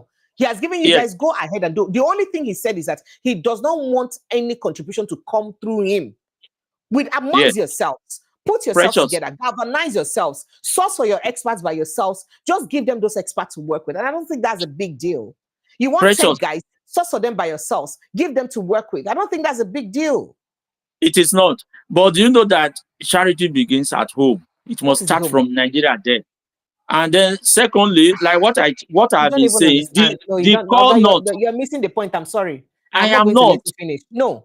Charity begins at home. You get this, you're worried about X. Okay, why not also begin to galvanize your people and tell them to reach out to the people at home front? Isn't that the same thing? Are there not obedience at home? Yeah, so what they are. Saying? The fear of the same thing that you guys are not putting yourselves together. That's no, the point. The fear of being arrested, fear of being intimidated. They are intimidating them. Just hold on now. Arrested that you're putting yourselves together as obedient, they will arrest you. No, in Nigeria, those that are supposed to be the arrowhead of our movements, they are all being targeted. How are they arresting them because they're putting themselves together, they're obedient? So, Badebo Road Driver, they've arrested him. They have been arrested. They have been arrested and dealt with. Oga, this one you're saying is not excuse now. You know that it's not excuse you're giving. So it boils down to you guys going back and putting yourselves together. Else, it'll be difficult. You know the kind of people you're fighting with already. That is what I'm telling you. That's what, you know, when I kept telling you that this man is not Jonathan, you can understand what I mean. And then I know what I'm talking about. Game. Because he's not Jonathan, you don't scowl out. You double your game. That is what we are trying to do. As much as he's not Jonathan, he's not God either. So you double your games. That is what we are trying to do. We are trying to do it, but our own people from there is stiff resistance from some very core politicians from the south. They don't want it at all. They don't want to be in that circle. Deal with the northern. You deal with the northern. I know people that avoid it. I mean, we've heard this that people say. Even Obi has said it that some politicians are afraid of associating with him in public so that they will not be victimized. I mean, what you're saying is not new. So, Oga, are they grounded for politics for Nigeria now? At least, I know. I don't think there are many female journalists in Nigeria that know politics as much as I do. We know too plenty. I know, Precious. I trust you for that now. That is why I come to your channel. I know, but the point is that all of those things are silly excuses. Permit me to say that, sir. Excuse my language, but are not enough excuse for you guys to do your job. You can't do what you have to do. You're not taking advantage. You're not doing anything. And then they even sure that they even counter the ruling party. See, the ruling party get too much loopholes when I go fit you, stack with them. You're not doing anything. You expect Obi to do all? Every day, Obi they lament about the ruling party. You guys you're not even harping on that. You're not doing anything. And you want in fact, what you Nigerians actually want is somebody who will come and perform miracle for them and come and make himself a sacrificial lamb to fight opposition and rescue Nigeria. Then why you people cheer him on at one place at the corner? That's what you want. Somebody who will just take the fall and then you cheer him on. If the person falls, oh, sorry, he has fallen. And then you guys move on. That's what Nigerians want. It doesn't work that way. Yeah, that was what I meant by charity begins at home, Precious. Maybe you don't quite, you are not getting me. Now, when I made reference to call not, I knew what I was talking about. Nothing is presently happening with the call not because these people are being intimidated. They are being brutalized. Nobody is going to those areas. Do you know that whenever we try to infiltrate those areas, our boys, they are beaten up. It happened in Kebbi State recently. There are other ways you can infiltrate and pass information. There are other ways. See, the Northerners don't joke with their transistor radio, for instance. You could buy airtime in a local radio station. Some of these small things that we're doing like this, you break them down in their local languages, put it in their local radio stations. That was what I suggested the other time. Station money, go tell you no, say no go take them. Then they go beat them. Highest they go double their money because now politics. Because I mean, politics always comes with 100% surcharge. You understand? Highest they double it. You guys must, just like Laura said, if you don't pay the bills, like if you don't contribute your money, you suffer it. No, You no. guys If have it to do is, something. if you are talking about money, we are all contributing it. Precious, eh? These APC governors are not leaving any stone unturned. They are not leaving anything to chance. They are beating up radio station owners. These talk show. Look. Anyway, you are like what you've said rightly. You have your ears on ground. Eh? Just go and be doing some sort of quiet investigation, and then you will see the rot that is happening there. What these people are doing. So not that we are being beaten. Nothing. Not. I'm only just trying to preempt, to tell some obedience that this is what is happening. That they should be on their guard. Anytime now you go and do you know that there was a guy who went to a hospital to film a patient who laid on a bare bed without mattress. And there was massive media protest about it. And Okay. the governor released them. You don't understand these things I'm saying. So see, you are not saying that because because you people are together, because on a plenty, if on do something or one of your persons is picked, on fire them plenty, pay media, make noise about it, and they release the person. But you're not saying because they will hold one person, so will not do anything. Precious, I just brought that one as an example. Do you know why the governor beat a retreat? Do you know why the governor beat a retreat? Do you know why? It was underground work. I don't want to divulge things, Precious. Let us not know. There is one now that we are looking at, Delta State governor. There is something happening there which we are looking at now concerning a journalist. And we are going to fight him to his standstill. So, and he's going to pay dearly for it politically. But let me not talk about that. We'll keep that by the wayside. Now, I want to talk about this Wiki's issue, the American access, what Tore is doing at the moment. Now, if we are to depend on the Nigerian judiciary to maybe take up Wiki's case and anything, we're just beating about the bush. That won't go anywhere. We have to start it abroad. That's, for example, what Tore is doing now. Maybe starting the legal process in the US, but providing the facts, because we only want the facts there. Coming to social media and publishing all this something isn't enough. We have to substantiate what we publish. And we have to prove that these were stolen funds, stolen public funds that were housed across borders to go and be purchasing illegal property. If we don't do it that way, we won't succeed, because the justice system here works perfectly well, works smoothly. But you have to provide the evidence, empirical evidence, as my man Rufai will always say. So if we don't have that, we'll be beating about the bush. Tinubu is aware of everything that Wiki has, locally and internationally. So we are not giving Tinubu any new facts. We are not giving the EFCC, ICPC any sort of new information. They are aware of all these things that happen. It is not Wiki alone. There are so many of them in his cabinet. You know, I've always made that reference, that there are so many of them in Tinubu's cabinet that are bandit leaders, bandit sponsors, all of them. You know, these so-called Boko Haram. Anyway, let me not go. Those are security issues. Tinubu is aware. But Tinubu's main aim is to click on to power by 2027. He doesn't care how he gets it. It is left for us Nigerians to fight, to live, to try to move heaven and earth to make sure we unseat him. And we can only do that if we collectively and politically unite. If we don't do that, we'll go no places with Tinubu. Like my trademark statement, Tinubu is not Jonathan. Jonathan laid the foundation for a true democracy, and we know what happened to him, because he wanted democracy to thrive, but that is not Tinubu's way. And then another issue we have to look at is the Northerners are looking at these 2027 and 2031. Either way, it belongs to them. So they don't want to have they don't want to have any bloody nose from what is going to play out in the South. That is just my big worry coming to this 2027 elections. So, Precious, another thing that we still have to talk that we have not spoken about is when we look at the current constitutional reform that is being undertaken, don't you think it is just mere waste of public funds when we have the 2014 confab report? It is there.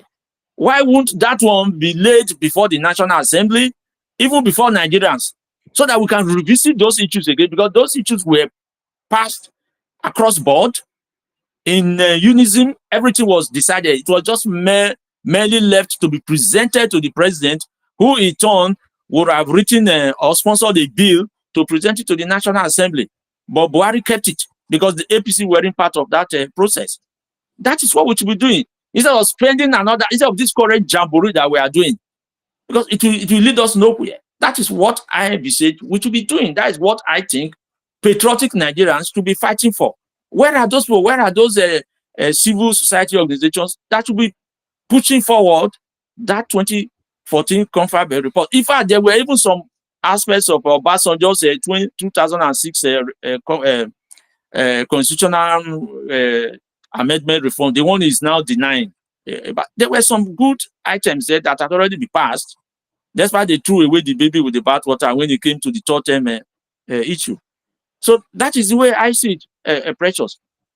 Like I said, if we don't do that, we are going back or revisiting 1983. The sequence of events that led to the comatose of that republic are all very visible as we speak. They are all on ground. They are there. For those of us who are old enough, we are beginning to see even bigger signs of danger in all that is happening now. If Tinubu thinks he has surrounded himself with his kinsmen and women and he thinks he's safe, then he better has a rethink for our so-called, we still call it nascent democracy, despite it started in 1999. So, if we are not careful, if Nigerians are not careful and we let this slip by, then posterity will not forgive us, like as I've always said. And the bottom line is that if we continue in this trend, I do not even see us getting up to 2027. I'm not predicting doom for my country, but I'm beginning to see the handwriting on the wall. Things are not going the way it should be. And if we continue to capture the state with whatever force or power we have, the judiciary, the legislature, and all of them, then we are merely planting the seeds of danger. And Tinubu should be aware of that. Because Tinubu, as far as I'm concerned, was never and is never a Democrat. That I have always said. I have always emphasized on this, and people always took me up. Oh, he was in Nandeco. That's your personal opinion, sir. Yeah, Tinubu isn't and was never a Democrat. You can take it to the bank. Precious. I come to this your platform because I know you are well informed. You are grounded in Nigerian political terrain. You know exactly what it is. When you give out the vibes to us, all the information and everything. And that is why it's the trust. That is why I sometimes want to divulge certain information to you, but I still withhold many. What I'm trying to tell you that Tinubu was never a Democrat. Tinubu was just a user. Tinubu used the opportunity created by Abiola. That was it.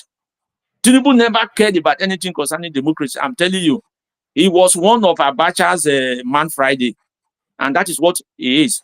He is still the governor of Lagos State up to tomorrow.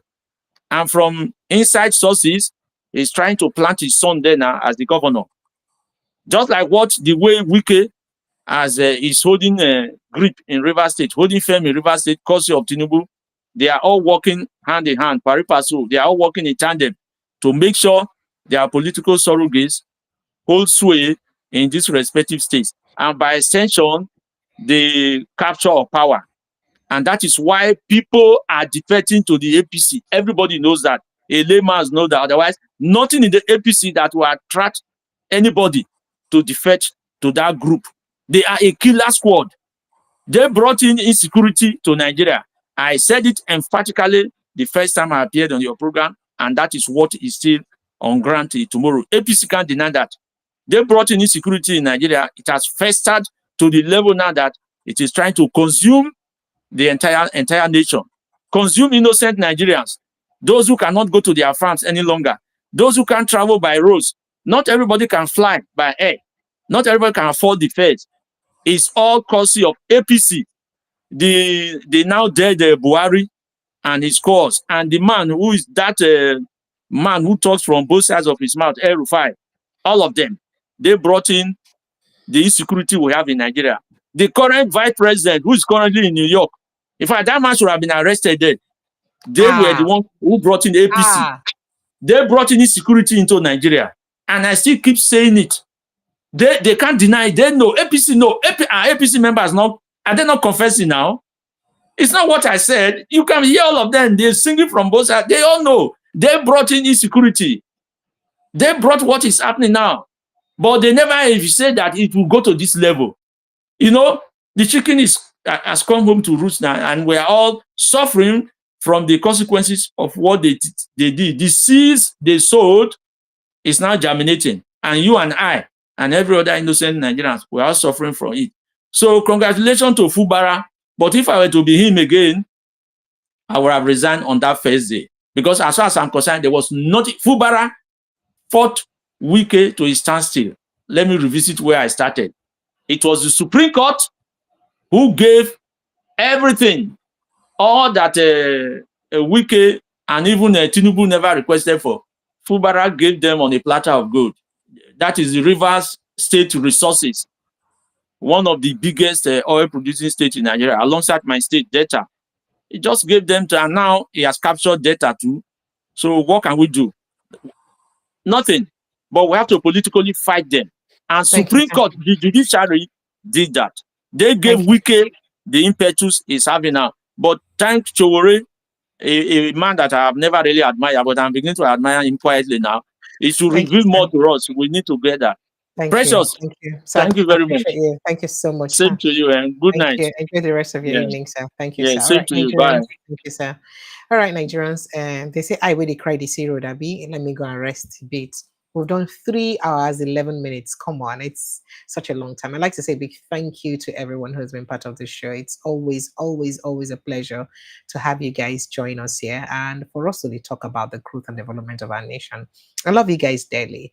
I'll see you again tomorrow evening with Dr. Catch. Hopefully, I'll leave you with these spoken words by by Nigerian in the United Nations Assembly, UNGA, really, and she wowed Nigerian, and she wowed the audience. I leave you with this. I love you guys. Remember to click on the subscription button, subscribe, like. Please share this post. It's very important. Like, share as much as you can. Please comment, like, and share, and subscribe if you haven't done so. Please also ensure that you tell people about this platform. Let them come and subscribe and join us. We'll continue to talk for the growth and development of our nation. I'll see you again tomorrow evening with Dr. Catch, hopefully. Do enjoy the rest of your evening. Goodbye and God bless you. Thank you. Walking these halls, I realized that the United Nations was not built from harmony.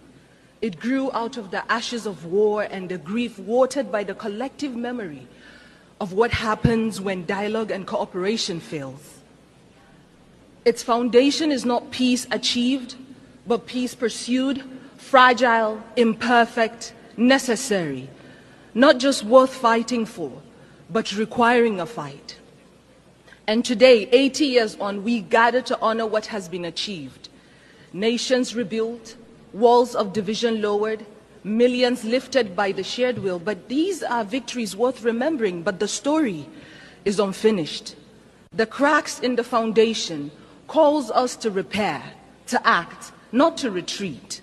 Our world bleeds before our eyes. Children in conflict zones, nations silenced by hunger and war. And it begs the question, are we witnessing the collapse of conscience in real time? Because behind every pact, there are people. Behind every statistic, there is a story. And behind every commitment that we sign, there are lives depending on whether we honor our words or not. And so this is not the time to feel powerless, because yes, hope and despair can coexist in the same breath, because healing is not linear. The United Nations is not a monument, it is a mirror, and it reflects what we have dared to imagine 80 years ago, and today, Here, it asks, will we dare again? Will we dare to work better together? Because if the past proves that we can build peace from ashes, then the present demands that we build it again, louder, braver, together. I speak as a global peace advocate, not because peace is easy, but because silence is complicity, and so I will not be silent. You know, I used to think that peace was a place, a final destination we arrive at after all wars have ended. But I have come to understand that peace is not a line that we cross.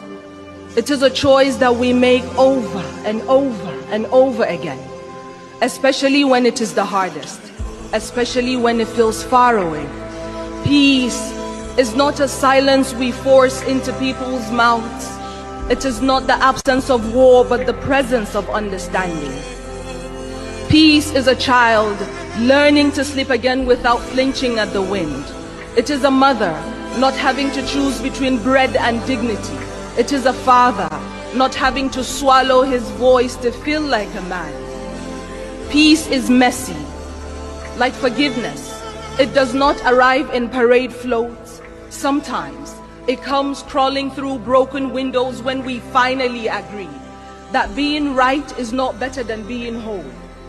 Peace is not found, it is built, brick by brutal brick, by hands that once knew how to fight, now choose to hold instead.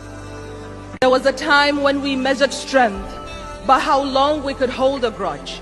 But today, let us measure strength by how long we could hold space for someone else's truth. Because there was a me and a you before there was ever an us.